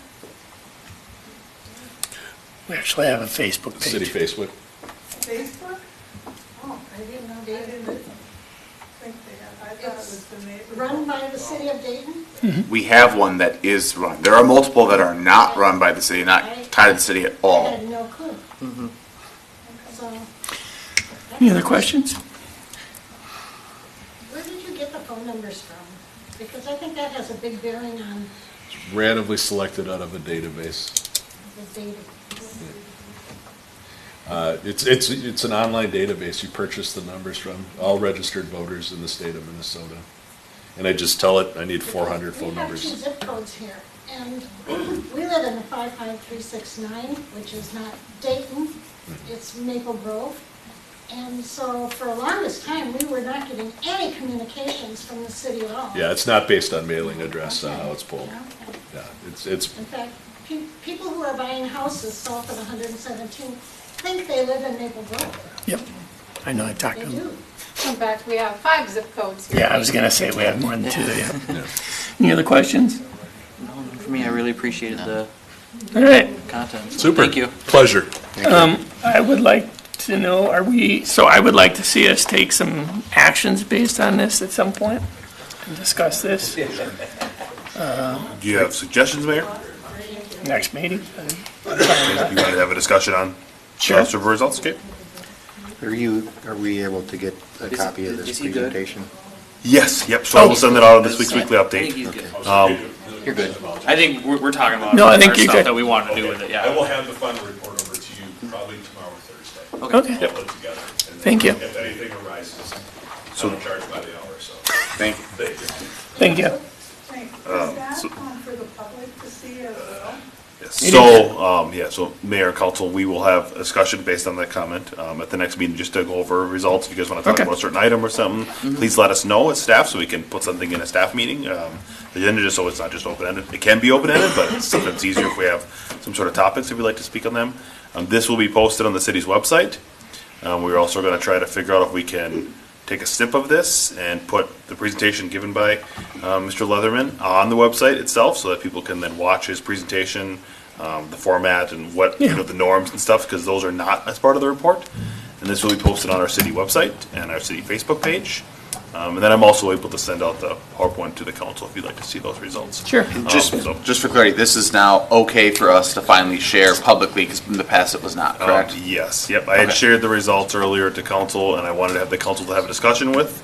Overall, before we have discussions with residents and with other commissions, just because it's important that the council is the one who initiated this survey, and it's important that you guys are able to discuss it before we're sending results out to whoever. But the Parks Commission wants to talk about this, I think. I'm sure the Planning Commission will take some of the feedback and we'll provide that to them as well. But this is important for the city of Dayton moving forward. I mean, this is the first time we've ever done a survey, and it's very important that the residents know where we're at, and then we can use this as a gauge to benchmark. Yeah. We'd likely look to do this depending on our growth from now on, roughly every 2 to 3 years, depending on what we continue with growth. But that's and that's what Mr. Leatherman had mentioned, and that's what we're going to probably utilize as a benchmark. Right. Item L. Yes. Good evening, Mayor, members of council. Discussion on water and sewer rates. We did this last year in the second meeting of October. I'm moving it to this meeting because I think it's important that we talk about water and sewer rates. Again, I'm not looking for approval of them. I'm just looking for discussion on them. If you have any questions. I did provide this, the water fund budget. I provided in the packet, was not the revenues filled in. I didn't have a chance to put them in until Thursday evening. So they were out, not put in before the packet went out. I did send that out in the weekly update for you guys all on Friday. And then I updated the packet on Monday when I got back in the office. What this shows is the water fund budget. I think we want to, you kind of scroll through and look at different numbers. We did different projections for 20. I'll move this little thing here so you can see these things. We did different projections for 25 than we did for 24. The reason for that is because we've had a significant decrease in water usage this year, and that's based on the fact that we haven't had much irrigation. So the numbers that we're seeing for our budget in 2024, we're not going to be even close to hitting, because we had used 2023 numbers to budget for 2024, which had a significant amount of irrigation usage based on droughts and weather patterns. And unfortunately, our water fund, reflects that. It's not one for one, so it's not like we're losing money, because then we're not pumping water, we're also not treating water. So there is some savings of costs for us overall, but we took 24's numbers and then put that into 25, so that's why you may see some decreases in some revenue codes. Don't be alarmed at those. Those are just expected based on what we're seeing for actual activity, whether that's related to houses, and that's the WAC fee that you're seeing, and also for water sales. So I wanted to make sure that was noted as well. And that is based on 2024 information that we have year to date. Overall, the relative change of expenditures is fairly flat. The biggest thing you got to make sure you take out of those expenditure numbers is the depreciation number, and we technically don't write a check for depreciation ever. That is just the amount of money we'd like to put away or save every single year so that we can replace assets as their life is expended. One thing to note on depreciation is we are typically depreciating assets at a quicker life than they'll actually be used for. So just because we depreciate something at 30 years or 5 years doesn't mean at 5 years or 30 years we're going to replace them.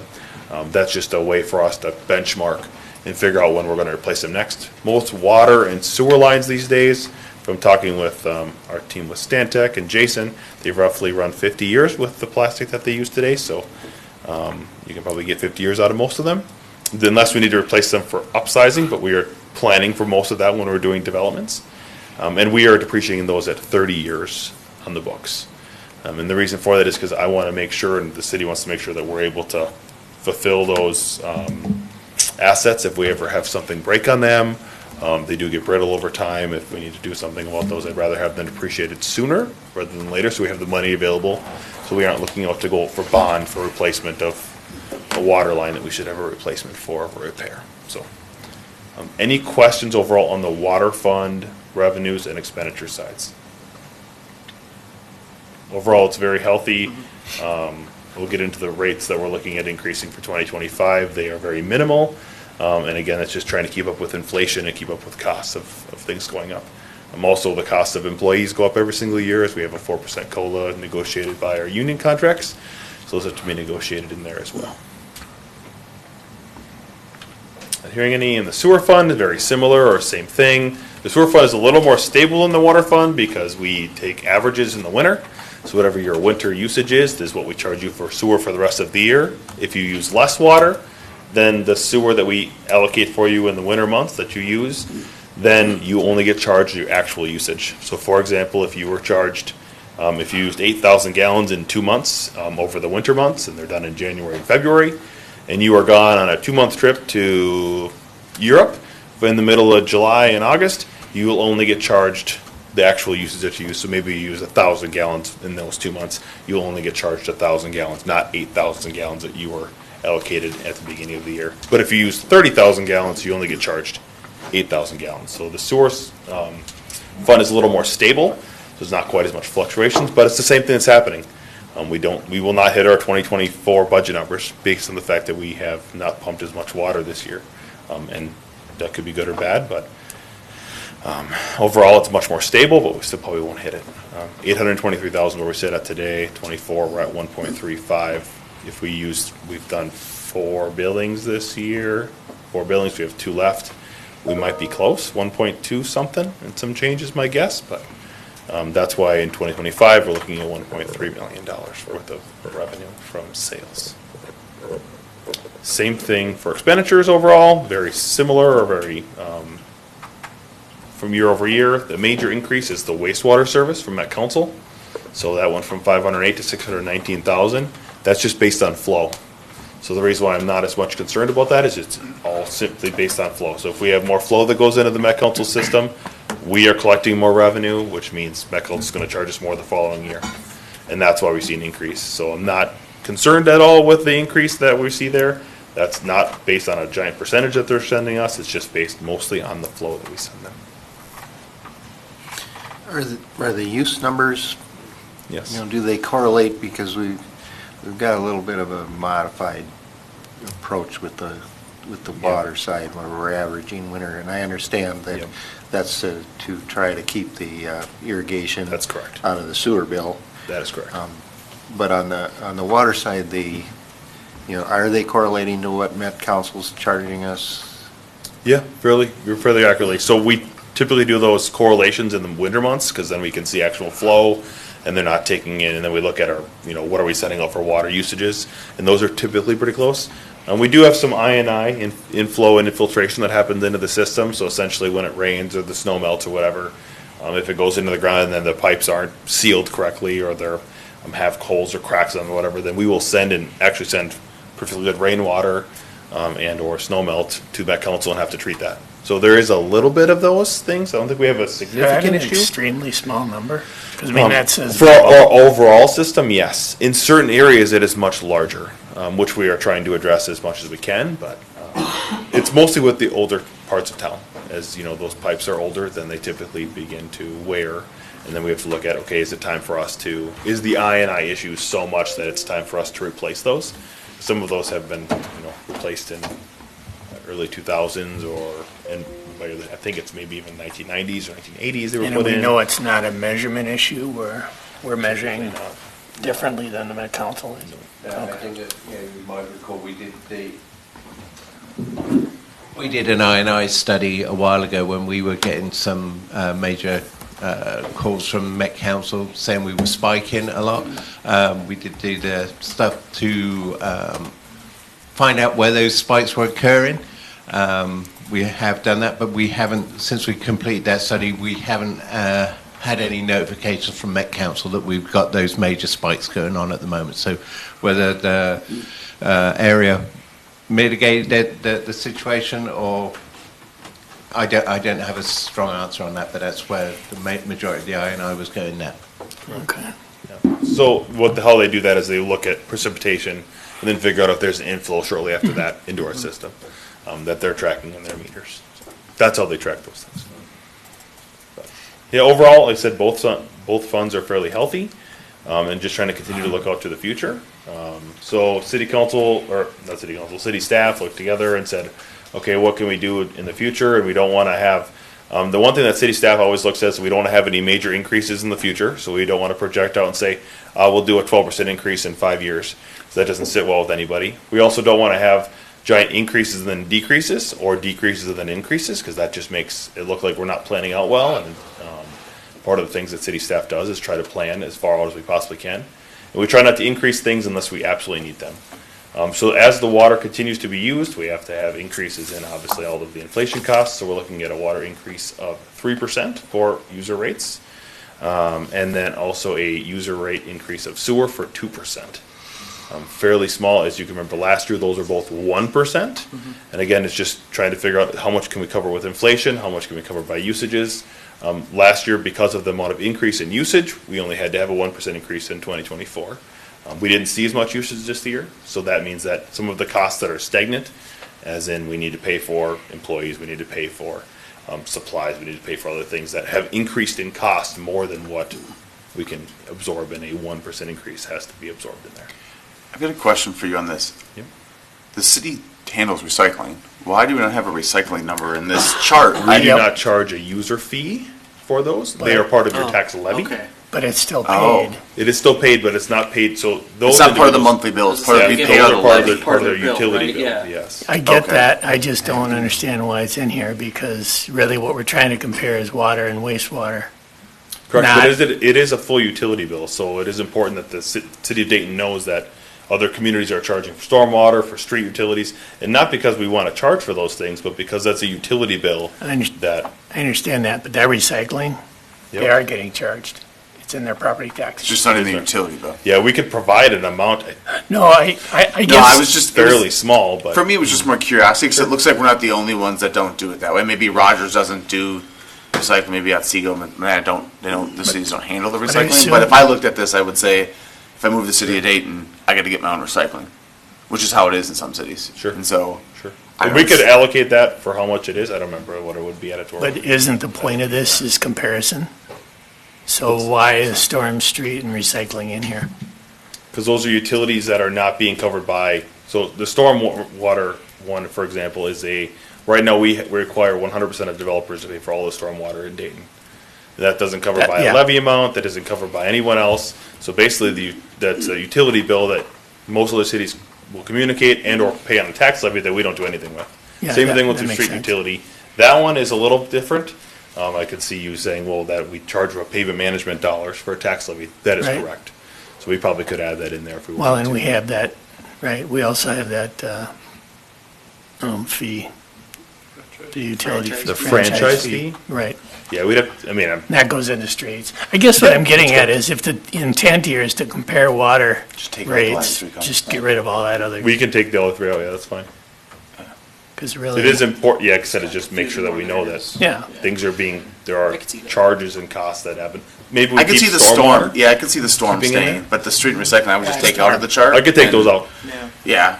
I mean, either way, we're going to be on the lower end. We are on the of lower this end, yes. Regardless, You know- but even if you take those out, if you look at the numbers, you're still going to be on the lower end. But I think it's probably a more accurate comparison then. Sure. Well, Yeah, our yeah. water costs are higher, for sure. Yep. And the reason why is because our water is significantly deeper than a lot of communities. It's also significantly not as great of water. And it's fewer residents. And there's there's fewer residents, so yeah, the Right. more residents you have, for example, like in Otsego, they have very similar type of water, but they have double our resident count. Right. So now you take the cost and allocate over double the residents, that's a significant increase Yep. in cost that Yep. we wouldn't have to handle, so. So I can take those out in the future, that's fine. No big deal. They You should- mentioned Otsego, and Yep. so why are they so far Well, It just makes I was our- gonna say out of makes whack, everybody different look better. than everybody else So, on the sewer side. So they are so different is because they have their own wastewater treatment plant. And they have to treat their own wastewater. So what I wanted to show is that Met Council may not be the most fantastic person to work with and may really stink, but I will tell you that Otsego would love to be on their sewer system because of the savings that we have for the If sewer. they stock to manage in sewer, Yep, correct. That's what I mean. but they don't. So there is advantages and disadvantages. I did meet with the city of Otsego's city manager, last week maybe, and he said, I would love to be on Met Council sewer, I just don't want Met Council's policy. Yes. So unfortunately, you don't get one or You the don't other. get to choose. You don't get to Not choose. anymore. That's correct. But that's why it's so expensive, is because they have a wastewater treatment plant. Okay. They also have a water treatment plant that's not on there. I think it was put in 24, so that might be affected in 25. We have 25 numbers, and Dayton should say 25, not in 24 on the little parenthesis. It should be 25, that's the future one. So we're looking for an average of roughly $1.50 per month? Yep. Per month, that's correct. All right, any more questions? Any questions overall? Again, I'm not looking for approval of this. This will be approved in the fee schedule, but I want to have discussion with the council beforehand. We will work on the long-term plan at the next council meeting, so that you're aware. All right, item M. Good evening, Mayor and members of council. Approval of park dedication cash fee policy. This is something that the council asked Talked about to a do. while back. Yep, talked about a while back. I want to make sure that we follow back up and Yep. complete the policy, so I stand for any questions. The main thing I want to make sure is noted is we don't currently have a policy at all of how we use cash park dedication fees. Moving forward, if we were to adopt this policy, what we will do is we will add a new fund into our funds, and it will mean community park. I did go back, if we wanted to implement this, did go back and start when we started allocating for the community park dollars, and we're at 1.15 million as of today for the community park dollars. So in 2018 is when we started allocating dollars in the long-term plan. At the beginning it was $250,000 per year, to be able to start and put in a large athletic or a large community park, similar to what was noted on this survey. And so I went back from, I think it was 2018 through today, of how much have we allocated per year. It was $250, then it went back to $150. And today, as we said, is $1.15 million. So, If you were to go back and look at how we have divvied up money, is it consistent with this 75-25? nope. No. What is it?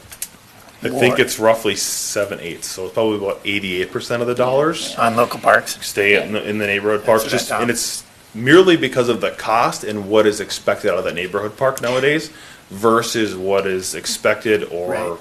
can be received at We a were very community park. free-wheeling with, Yeah. That is correct. The money. Yeah. There was no policy ever set for it, so we just utilize the dollars that we have.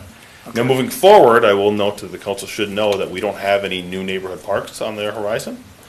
We only have what I would call premier destination or community parks for now, unless a new neighborhood were to pop up. So, but do want to make sure that's done. I guess, go ahead, Mr. Anderson. I was just gonna say, we need a approval, right? Yeah, I just have one more thing. So I think, I have no problem with the split. I think it makes sense.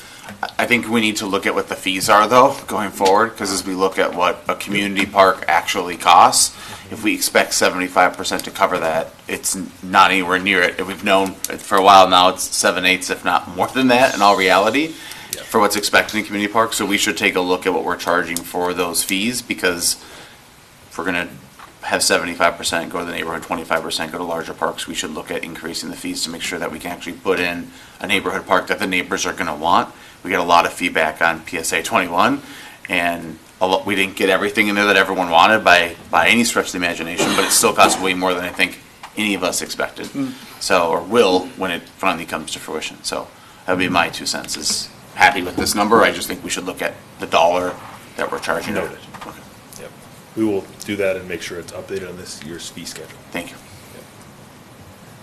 It probably wouldn't hurt to look at trails. All the We're doing the same thing, regrading. same exact process for trails, yep. So these were updated at one point. They were, And we've been yep. just doing percentage increases every year. Yep. However, those percentage increases have not kept up with the percentage increases that we're seeing from inflation and costs of items in general. Yep. As you saw, there's probably 30 to 40% increases in those item costs over the past even 2 or 3 years. And we've been doing 5 to 7% increases over those years of time. So. I'll motion, oh, sorry. No, go ahead. I'll motion that we approve as it sits. I'll second. Any more discussion? All those in favor say aye. Aye. All those opposed say no. All right, carries 5-0. Thank you. On to item N.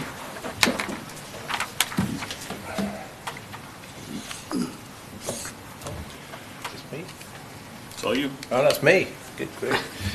Good evening, Mayor and Council. I'm here tonight to get approval to go out to bid, contractor bid in for the North Bridge at Elsie Stevens Park.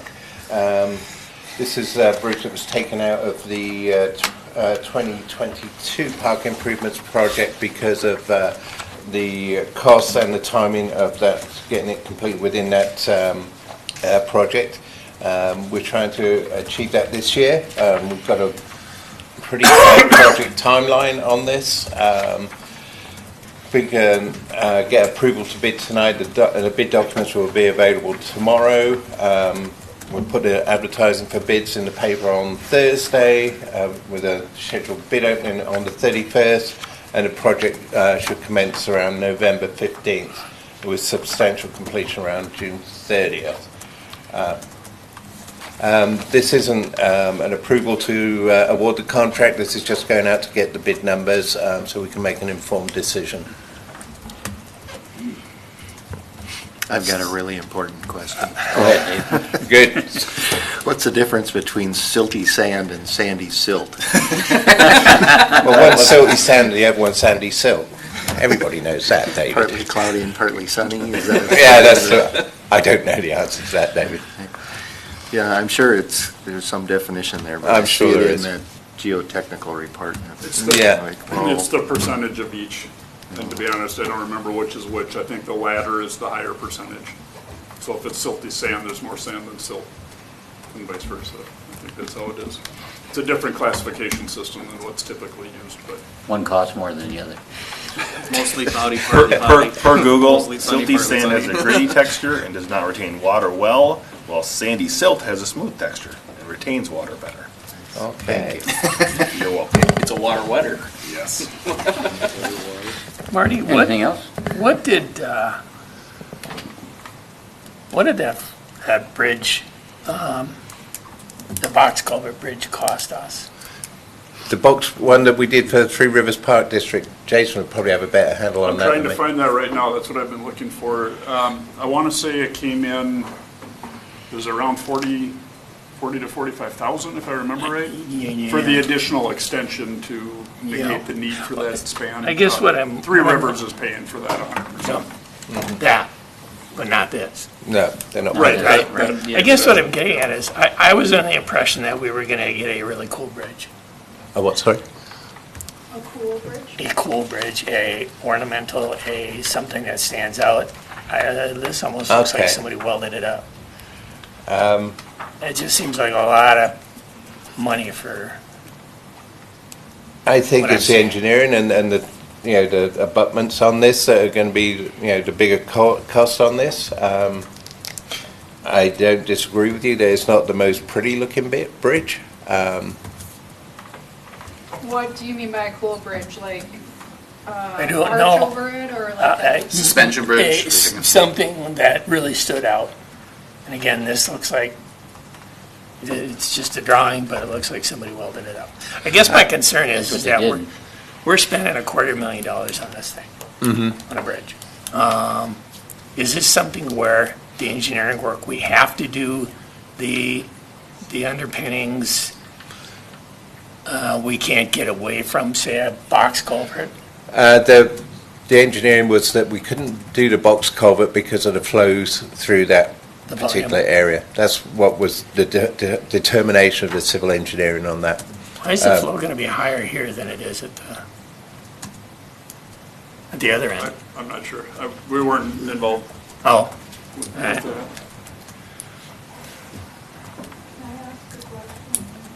Why are we doing this? Why are we doing this? It's been on the plan for a while. So?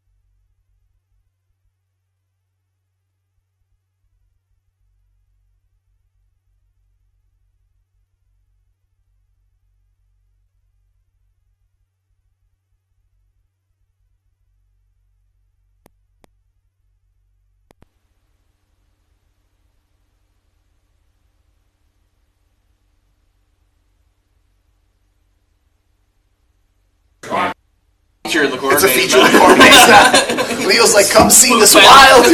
If you can catch the wild pheasant, you get $10. You should have them put up like a thing. If you see this and catch it, you'll get $50 and see if you can get your pheasant back. For the golden, I'd pay that. Yeah.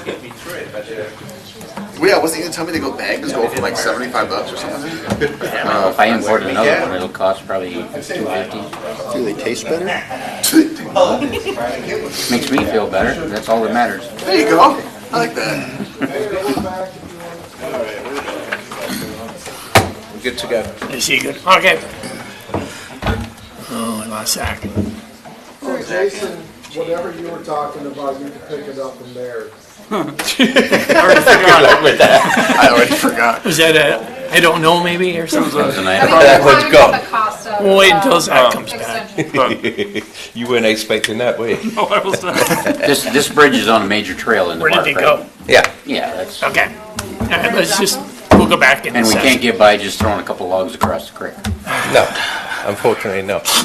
Did we look at any other options here, or this is it? We did look at a bunch of other options, extending the trail rather than having so much abutments, and extending the strength of the bridge through expanding the length of the trail up to it. And I think that's what you see there now. That's where the route we've gone, just so we don't have to buy so much concrete. Yeah. I think that there may be a few alterations coming to this bridge after we've got it approved, just to try and streamline it a bit. In the form of a change order, right? No, because we haven't got out to bid yet. So, no, it shouldn't be that way. Okay. I wish, it seems like there's other things we could spend $250,000 on.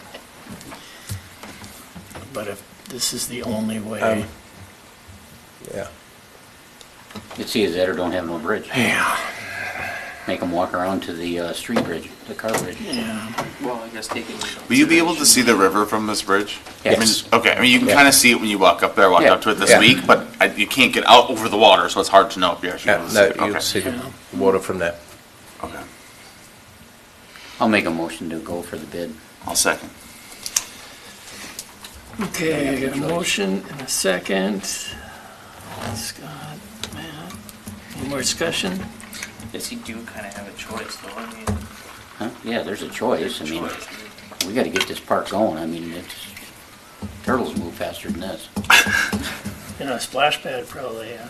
Well, that was like in mid-pack. I understand that, but if this $250,000 bridge was on that list, I'm guessing it would be down there too, but. well, I was Oh, going to yeah, kind of for allude sure. to that too. Is it's like I look at this go, is there 250,000 that could be used at a different park? Could we put this not take this off the list, but could we? Are we bidding this At or a different Stantec park. bidding this? We're bidding it. So there's no cost to go out to bid? Well, we did it through Paul Kangas. Yeah, that's what we gotta Okay. get. Or the next The item. costs averse. So, Okay. Yeah. We're not like big costs. Okay. No, it's Yeah. not. Yeah, so we should get the number at least so we can make Gotta a get good the number. decision. Yeah, I agree. yeah. Yep. I don't disagree with that. Okay. It's not gonna help, but Any more discussion? Okay, all those in favor say aye. Aye. Aye. All those opposed say no. Motion carries to go out for bid 5-0. Okay, item O. Okay. This is. This is something that Danielle researched. One of the new council members, commission Park members, Commission, yeah.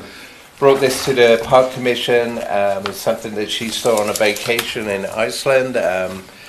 They were very, very popular over there. These are outdoor ones. There are some bounce pads, I believe, that are in indoor facilities around here.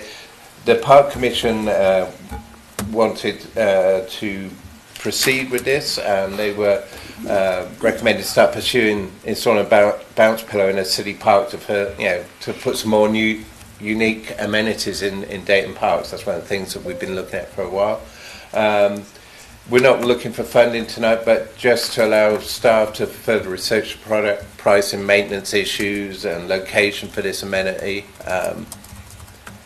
and just so see that you think it's something that we would be interested in doing.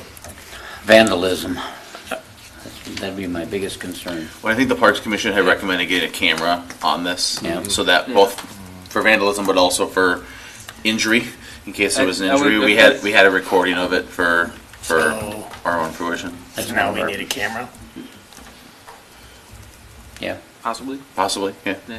But I think that's what staff wants to look into, is kind of figure out how feasible is this really. Are you worried about maintenance or? Yeah, I don't know what the maintenance is with one of these Yeah. things. What the motor looks like, where that goes, how long it can stay outside. When do we have to take it down? Does it have to be completely deflated and removed from the site, or can it stay on site? Is it All just- those Is things. the pump running continuously then during the day, or is it running continuously all summer? Or, I guess you'll find out. Yeah.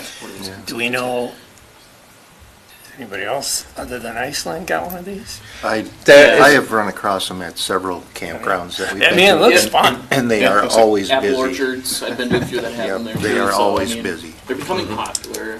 I haven't seen them in a public setting, and I also kind of question, is Elsie Stevens Park the right park for Yeah. it? I mean, I would think, all up in the air. I mean, it's a kid attraction. Yeah, and that was I'd one say of Elsie the. Stevens not there yet, but People can drive. There's a That doesn't bother me. location that they were It suggesting. does I mean, not it bother me. doesn't have to be there. We could put it at Cloquet or somewhere else, somewhere like that, Yeah. where we have I don't space. think it's a standalone attraction. I think it should be coupled with other Yep. playground Yeah, equipment. because That there's was a my playground concern. at Cloquet as well, so we could put this together with that. That's looking a little dated. I'm sure we'll have one at every Say again? neighborhood Cloquet park equipment. in the next 5 years. Looking a little Oh dated. yeah, there's that as well. Okay, any other, so I need a motion and a second. I don't think it hurts to go and get some information. Right now, we don't know nothing. Okay, Dave. I'll second. Or did somebody already second? No, you're Okay. good. Any more discussion? Okay, all those in favor say aye. Can I ask a question? There? We're just motioning to allow staff to look into this Look further, into correct? it, Just yeah. so I know what motion. Okay. Just to investigate, Go yeah. ahead, Mr. Mayor. We're not buying them yet. I wanted to make sure that I knew what I was voting on. That's all. Wanted to be clear. Approval to explore. Cool. Perfect. Sorry. It does look fun. It does. Asking for dedicated time. Okay, all those in favor say aye. Aye. All those opposed say no. Okay, that carries 5-0.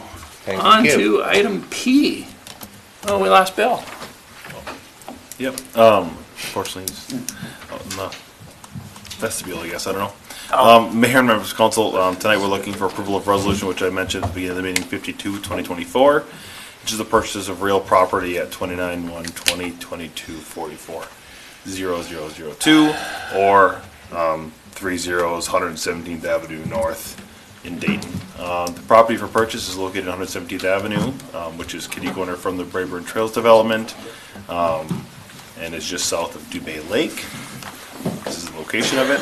What city staff is looking for is an approval of the resolution discussed. So the price is $570,000. We have our realtor here to answer any questions. I'll stand for any questions. Make a motion to approve. I'll second. Scott, Matt. I think what we should also, I don't know how we make this clear, but, you know, even if we're not looking at a third station, it seems like this could fit the bill for other things too. I mean, we have it listed, plus, I mean, the back end, park, to Bay Lake. Yep. Seems like a good fit for a few things. Okay, we got a motion, a second. Any more discussion? There's more than enough room for extra things here. Yep. Yeah. Okay, all those in favor say aye. Aye. Aye. All those opposed say no. Motion carries 5-0. I'll expect to see a referendum for a fire station next week. And if there are no objections, Wait, Nope, no, we have added an item. We oh, added that's an right, item. we did. Yep. Item Q. I even got it written Oh, you're down good? here. Thank you. Did you send it to me? Sorry. One more note. Yes. What note is I'm trying to email you the purchase agreement for the fence sign, and then the title work did get completed, so I'll forward that to you. Perfect. Thank you. Thank you very much for your help, sir. Yeah. Appreciate it greatly. Thank you. Thank you very much. So yeah, Mayor and members of council, I would say thank you and have a great night, but there was one item added, item Q, the sign ordinance discussion. I don't have a slide for it or anything at this point. Yep. But that was added at the beginning of the meeting, and city staff is ready for any questions. Is it feasible? I thought about this in great detail. There's an awful lot of chatter about this sign ordinance deal. And I brought it up to Zach last week. Again, fire department signs went right on the right of way, and we're taking the other signs down. So somewhere along the line, we got to figure this thing out. Now, to me, would it not make sense, and maybe what we can do to limit the amount of signs on each corner? You get one sign, whoever it is, gets one sign on an east-west or north-south intersection. Can you limit it that way? Can we put a number on how many, whatever company is there, you get one sign? That was So I've something. been an expert on this for 3 or 4 hours now, and the answer to that is yes. Was very interesting. League of Minnesota Cities, you know, their online courses was Quite a few good ones. 20 minutes, and so it was worth the time for sure. So where we get into big First Amendment kind of discussions is around regulating content, and we can't. That's the short version of that, right? And that's why we can't say your garage sale sign is okay and the Somebody parade of else's homes isn't, thing whatever, is not. But people have been successful in limiting the size and number of signs that any individual or organization can have. And so I wonder if that isn't something that we couldn't explore, try to figure out what a reasonable number is for signs You know, I think for some of the ones that we originally were attempting to get rid of, zero was the right number. There's just too much collateral damage, I would say. Can I ask a question on that? Yeah. Is that signs in the right of way or signs period? Well, we can't Just right away. necessarily control. what Okay, I just people want to do make sure we're in talking their about the same thing, yards. which is why I'm Yeah. asking for clarity, so I appreciate Yes. the Mhm. pause for the And question. I thought Yeah. when we talked about this ordinance early on, we did bring up that as an option to limit the number per group, per owner. And I don't know whether there was anything done about that or not. I think we had comments, but go ahead, Amy. I just wanted to clarify that the fire department signs did get taken down. I know they did. Okay.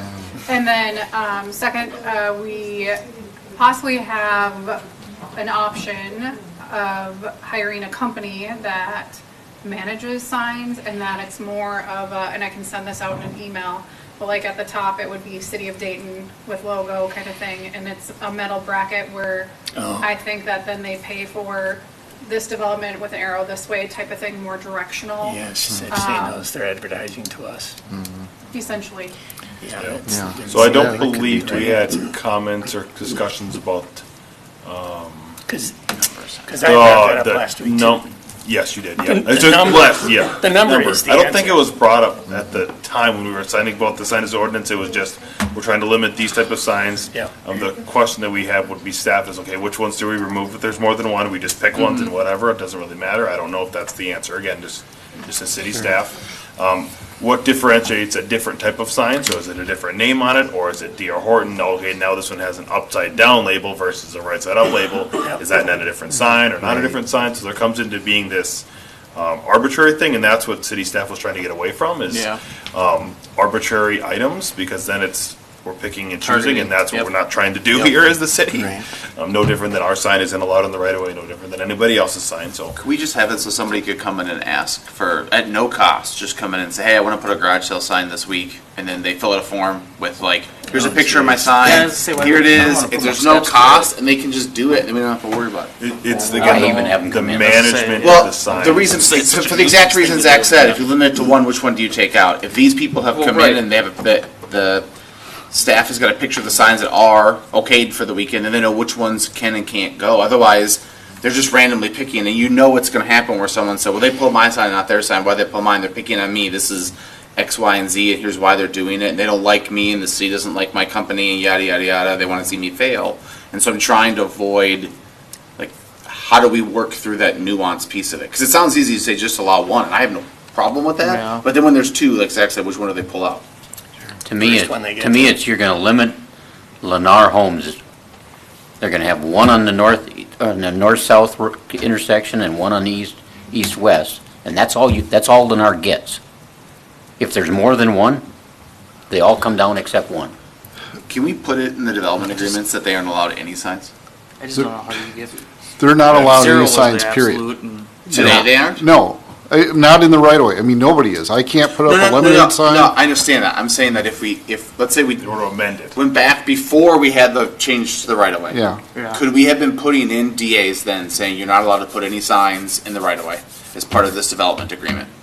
We don't allow anything in the right of way, so that's What he's already, asking is if the scenario happens. yeah. So the council is trying to discuss, John, what changes could be made to the current sign ordinance that sits today that would be amended in the future. So for example, when DCM Farms comes in and they get their final plat, can Yeah. we put in the DA that they're not allowed any signs?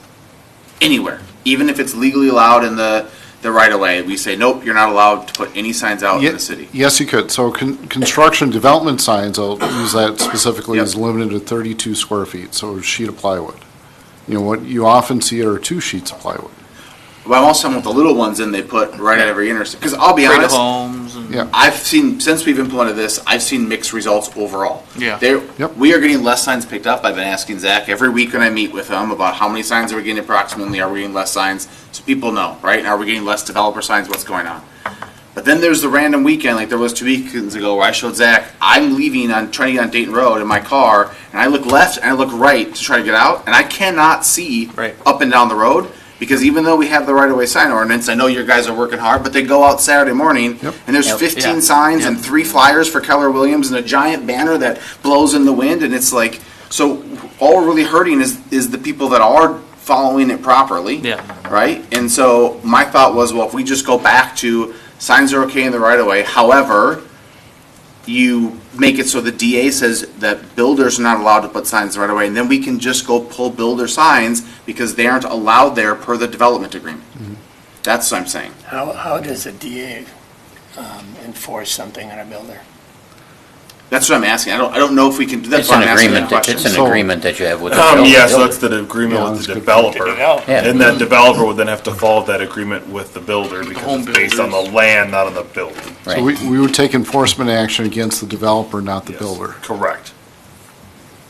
We'd have to email the developer or contact the developer to say you have to remove those signs. And if they don't remove them, we can stop building. $10,000 fine and 90 days in jail. One thing that might be worth pulling up, because they mentioned it in this training, was that Little Falls had a size and limit on number of signs, and they were taken to court and prevailed that their ordinance was okay, so that might be one to take a look at and see if we can't model something off of that. We already have a size. To me, I think putting a number on it is, I mean, we could maybe take a look at the DA. I just think that's going to be cumbersome. So one suggestion that the city staff would make is potentially around off-premise signs. So off-premise signs is a possibility that, and again, I'm not trying to address a certain issue or not, but we have heard from certain businesses in town that they are not able to promote their business outside of their property that they own today, which is true. Off-premise signs were added to the sign ordinance not recently, but in 2008. So that might be something we want to look at and adjust. I'm not sure. I will speak specifically on one business that has noted it, which would be Dean's Pumpkins. Yep. They specifically cannot advertise for anything to get any signage to their property because off-premise signs are not allowed, nor are any signs in the right-of-way. So in past history, off-premise signs were not allowed, but right-of-way signs were allowed, so they would put them at the right-of-way, which means the old analogy of a square is a rectangle, but a rectangle is not a square kind of deal. Yeah. It just has prevailed. Now that nothing is allowed, they have been yanked and removed from, and we had heard plenty of feedback on that as a city, and not because we're picking on Dean's Pumpkins, but because that is what the ordinance says. If an off-premise sign were to be allowed, you'd be able to, the Dean's Pumpkins could then ask any homeowner to say, can I put my sign in your yard? And if they said yes, then it'd be fine, and the city's not gonna do anything about it, because off-premise signs are allowed. Right, but if we were to adjust sign ordinance. I think it's got to also state somewhere in there that, you can't block the, view of. If it's on property, it would be 10 Yeah. or 15 feet off the road. I also think you could solve some of that by building it into the event center that we built. Because it's not just gonna be that one when, Fisher Farms have the same problem when they're trying to promote events. You have the same problem when the Vineyard goes up and they're trying to promote events. Sure. I think when you have events that aren't regularly occurring every day, it makes sense to promote those at an off-site location. I don't want to see I'm just going to pick something we don't have, a subway sign in the future saying subway this way all over the place because we allow it. Sure. So I think an event center, that whole function seems like the right function to build that into, where you're not allowed to have off-premise signs unless you have an event center permit, and then you can use it. That'd be my suggestion, but I'm open to others. Yeah. So we can, to David's point, we can regulate size and location. We can't regulate content. So if one of the event centers has a subway. No, that wasn't my.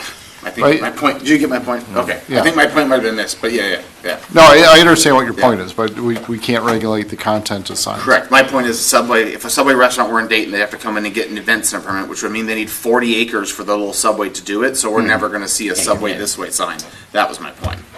It doesn't have to be as complicated as a 17-page sign ordinance. That's absolutely asinine. That's what we 25 have. pages, I think it's 17 pages. I think so. It should be one or two. So the off-premises thing, I guess we can deal with that, but, I mean, the Or we primary can problem is- update the event center ordinance, or we can update the whole sign ordinance. Whatever the council wants to do is fine with city staff. I just want to make sure that it's easily, it's a black and white answer, not a gray, and then city staff is getting thrown underneath the bus of big arbitrary things, and that's not appropriate, for us to take the blame for that, because we're just trying to enforce what the ordinance are for the council. And we don't care. City staff has no preference on what, we just want to see what you guys I think want. we should look at the whole thing, and the whole ordinance itself. It's how do going we to be a fix- long Does it process. say which direction do you Huh? go? There'll be a long, for all signs? The 19 whole pages? 17-page ordinance. 17, It's okay. absolutely ridiculous. Yeah, but a lot of that is not dealing with this issue. No, No, that's on And premise. I'd like to, Yeah. I mean, There's a lot in it. I mean, you get, I don't know, I said this when we had this last vote, I knew this was gonna be an excrement show. Because we were pulling Johnny's graduation signs. That's what we were doing. So I just, Well, right, but I we think gotta fix that. I think the gentleman that came in with it, though, it's like, to Matt's point, I can't see outside my, like, that's a safety concern. I think that's something that we have to address, other than just being like, hey, we tried, but we failed. But, like, you still have to. We did, and we still have 20 signs on the roundabout. Right. that's So here we are. where No, if 100%. if you limit it to one sign for Lennar and DR Horton, I mean, how many builders you got, for 5 or 6? You're gonna have 5 or 6 signs, that's On it. every intersection. Right. Yeah. That's fine, compared to 20. I will say this, it's a step in the right direction. I'm not disagreeing one bit, and I'm not saying that what we did before was perfect, and the mayor said it, we were throwing the baby out with the bathwater, but we needed something because it definitely wasn't working before, and we're trying to figure this out, and in my mind, it'd be great if it was perfect the first time, but I think recognizing that it's not perfect and need to make a change is the right thing for us to be Learn and doing. improve, So yeah. I think we're going down the right path with it. I'm just saying, I don't have the right answer for it. If we want to try one sign, I'm okay with that too. That doesn't bother me at all. I'm okay What I'm with trying to get at is, we need to allow the fire department signs. I agree. The Heritage Day signs, Your event Yeah. signs. the event all that signs. stuff, We yeah. need to allow that sign. I agree. So if each entity has one sign at each Yep. intersection, that covers it. It's pretty simple. But that's if they stay true, because then you gotta have. And I'm okay I don't know with what that. days you're going out and checking for them, Friday afternoon, right? That's how you waste your half days. You're doing it then, but then, yeah, like. I will say there is a coming in difference after between putting a hours. sign in the right of way and then hanging a sign off of a city sign. Because we've seen that too recently, and like that's a little different. Like I'm okay with signs in the right of way, but using the city sign to prop up other signs, I think is, well, no longer in the right of way, it's now in the city property, and we're not allowing signs in city property. So, okay. So I'm fine with the, I know we have to go through the whole Yeah. process, we can't just make a change tonight, correct? No, I So- don't think there's gonna be, no. Okay, So but it sounds like we have, my problem is we'd have a public hearing with nothing to talk about. Like, what are they gonna do? We don't know, what do we want? Yeah, so that's why we need to have, Yeah. some- which I think is great. Can we put a moratorium on our current ordinance without the public hearing? No? I don't believe No, you a can. moratorium itself requires a public hearing, but you mean a moratorium on Enforcement. enforcement? That's, we just stop Yeah, we could just stop enforcement. it. If the council doesn't want us to enforce it anymore, then we could stop that immediately, but that. Until the change takes place? Well, They'd be the same as the moratorium. This doesn't cover the pumpkin sign issue, but there is sort of this free-for-all that goes on during election season that is covered by state statute for non-commercial Well, signs. to be fair, this applies to election signs as well. They are not allowed in the right of way per state statute. We do not enforce election for the very reason of, I pulled your sign and not your sign, and Right. why is the city staff picking favorites, or, who. It could smell bad very quickly. And why. It just, staff shows we're not touching political signs because we can't win. Right. Well, I'm just saying, what we did with good intent, and it's not working. And I think we How do you, ought to just, sorry, finish what you're saying, yeah. I think if we can, we ought to have a moratorium on the enforcement. And, there's this election season thing that gives people some latitude anyway. If we followed that, and then gives us a little time to see if we can do better on this one. Because if we're going to look at the whole 17-plus page sign ordinance, we're still going to be talking about it next summer. And Well, I think we can get to some of these solutions with the one sign a lot quicker than looking at the entire thing. I'm not saying the entire thing doesn't need to be looked at, I'm just saying we can make some changes a lot quicker than that and kind of work our way there instead of trying to do it all in one thing. Yeah, so for city staff, just want to make sure we have good direction. It sounds like the main things we want to look at are right-of-way signs, as they sit today, whether that's number or whatever, but That's the general area of the sign ordinance we want to discuss. And then, is there any reason for discussion on the off-premise signs, or is there just a reason to look at the event center ordinance to allow the permit?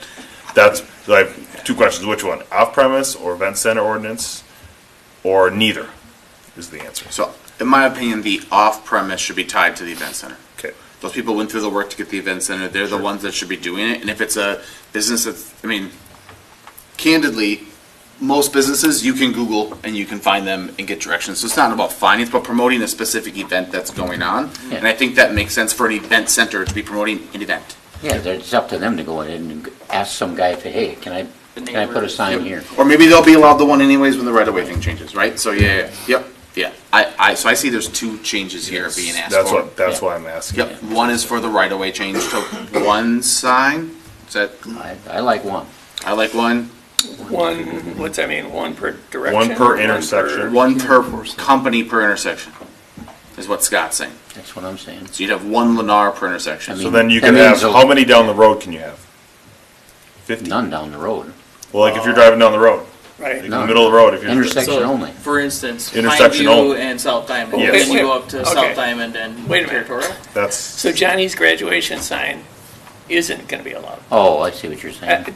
But Johnny's graduation is You going know to be what, at this is intersection, why the right? sign ordinance is 17 pages long. This is why.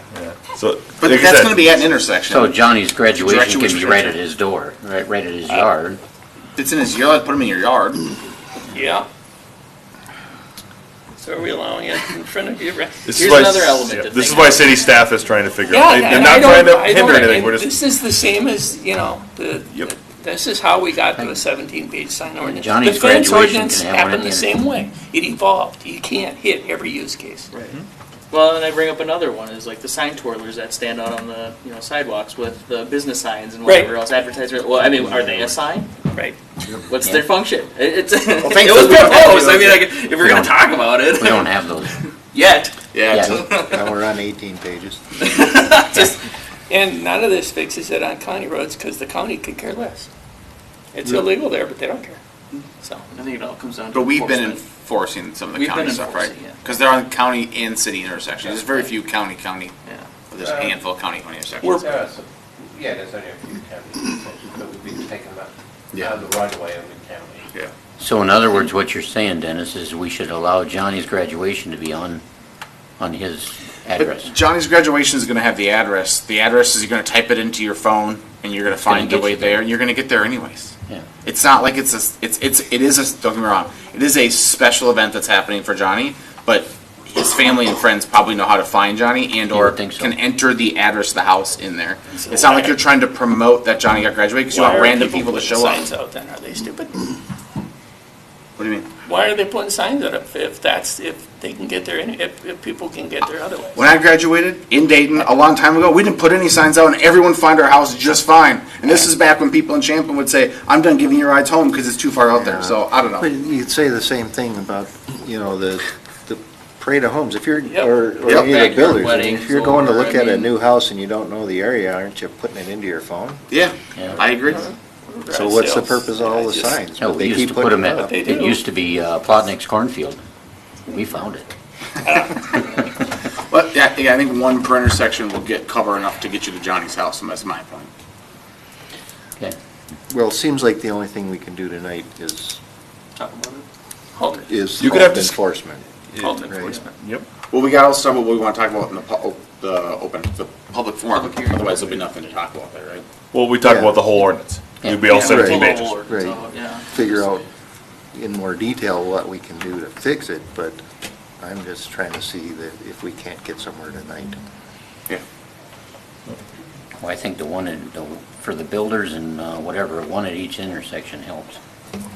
Because it's going to limit. They're still gonna load it up Saturday morning. As I say, yeah, We I'm will with not you fix on that this one. It's issue. just like 0 or 1. There's, I mean, I can show you the pictures from like 3 weeks ago on Saturday morning. What it looks it's like just on one the less sign intersections that back. you've got to pick up. I mean, at the end of the day, that's all it is. You'll still pick them up. You're just picking up one less. So does that, Marty, do you have anybody on Saturday morning or not? No. I can do if you want. Well, that would fix it. I mean, We it's start Saturday working morning. Wednesday You and go. But then come you're out paid on overtime Saturday. for that. Yeah, I know that. But normally you don't, right? No, normally I don't know. So, My point is what we have is clearly not the answer. It's not working. Right. But I think, to David's point, there are things we could do tonight, and we could say, we don't want city staff to pick up signs anymore until we get this figured out in a different way. If that's how we want to go about it, I'm okay with that. I want to make it clear it has nothing to do with political signs for me, because I'm not putting mine in the right of way, so I'm not really worried about it. But How you doing, Zach? So Your to hair's a little more up. suspend the enforcement, do we need to have a motion and some approval, or how do we want to go? Not necessarily, just, it would be nice if I just got some head nods, Head nod. please stop. That'd be great. Perfect. Sounds good. Yep, that'll work. But it would be nice to have some direction on what you'd like to have at the public hearing, would be good. I'm getting lots of mixed direction because there's always these one-off scenarios that are difficult to enforce. And I don't think we should always enforce the one-off scenario. We should be trying to enforce the issue at hand, which is, I think, most of the time, the builder signs and such. Which is fine. If we want to do or like one bridge, that's fine. We can do that and we can amend it. And again, we're going to try to do our best, but again, city staff is not perfect, so. So that, what you just said makes sense. I mean, it's the direction we're telling Marty to pick them up. That's correct. Yep. All you gotta do is don't pick up the fire department signs, or don't pick up the Heritage Day signs. The problem is you can't pick and choose that. You can only put in code to make it black or white answers. You can't say. I understand that, but we're gonna have We can't do anything with content. Correct, exactly. So we can't say, well, we're gonna ignore the garage sale sign because whatever reason, but we're gonna take out the builder sign. No. They're gonna sue us and say, you didn't take out the garage sale sign, and I had my builder sign right next to it, and I have a picture of it. No, what we're gonna do is if you got more than one sign, we're taking it out. Sure. That's all you gotta say. Simple.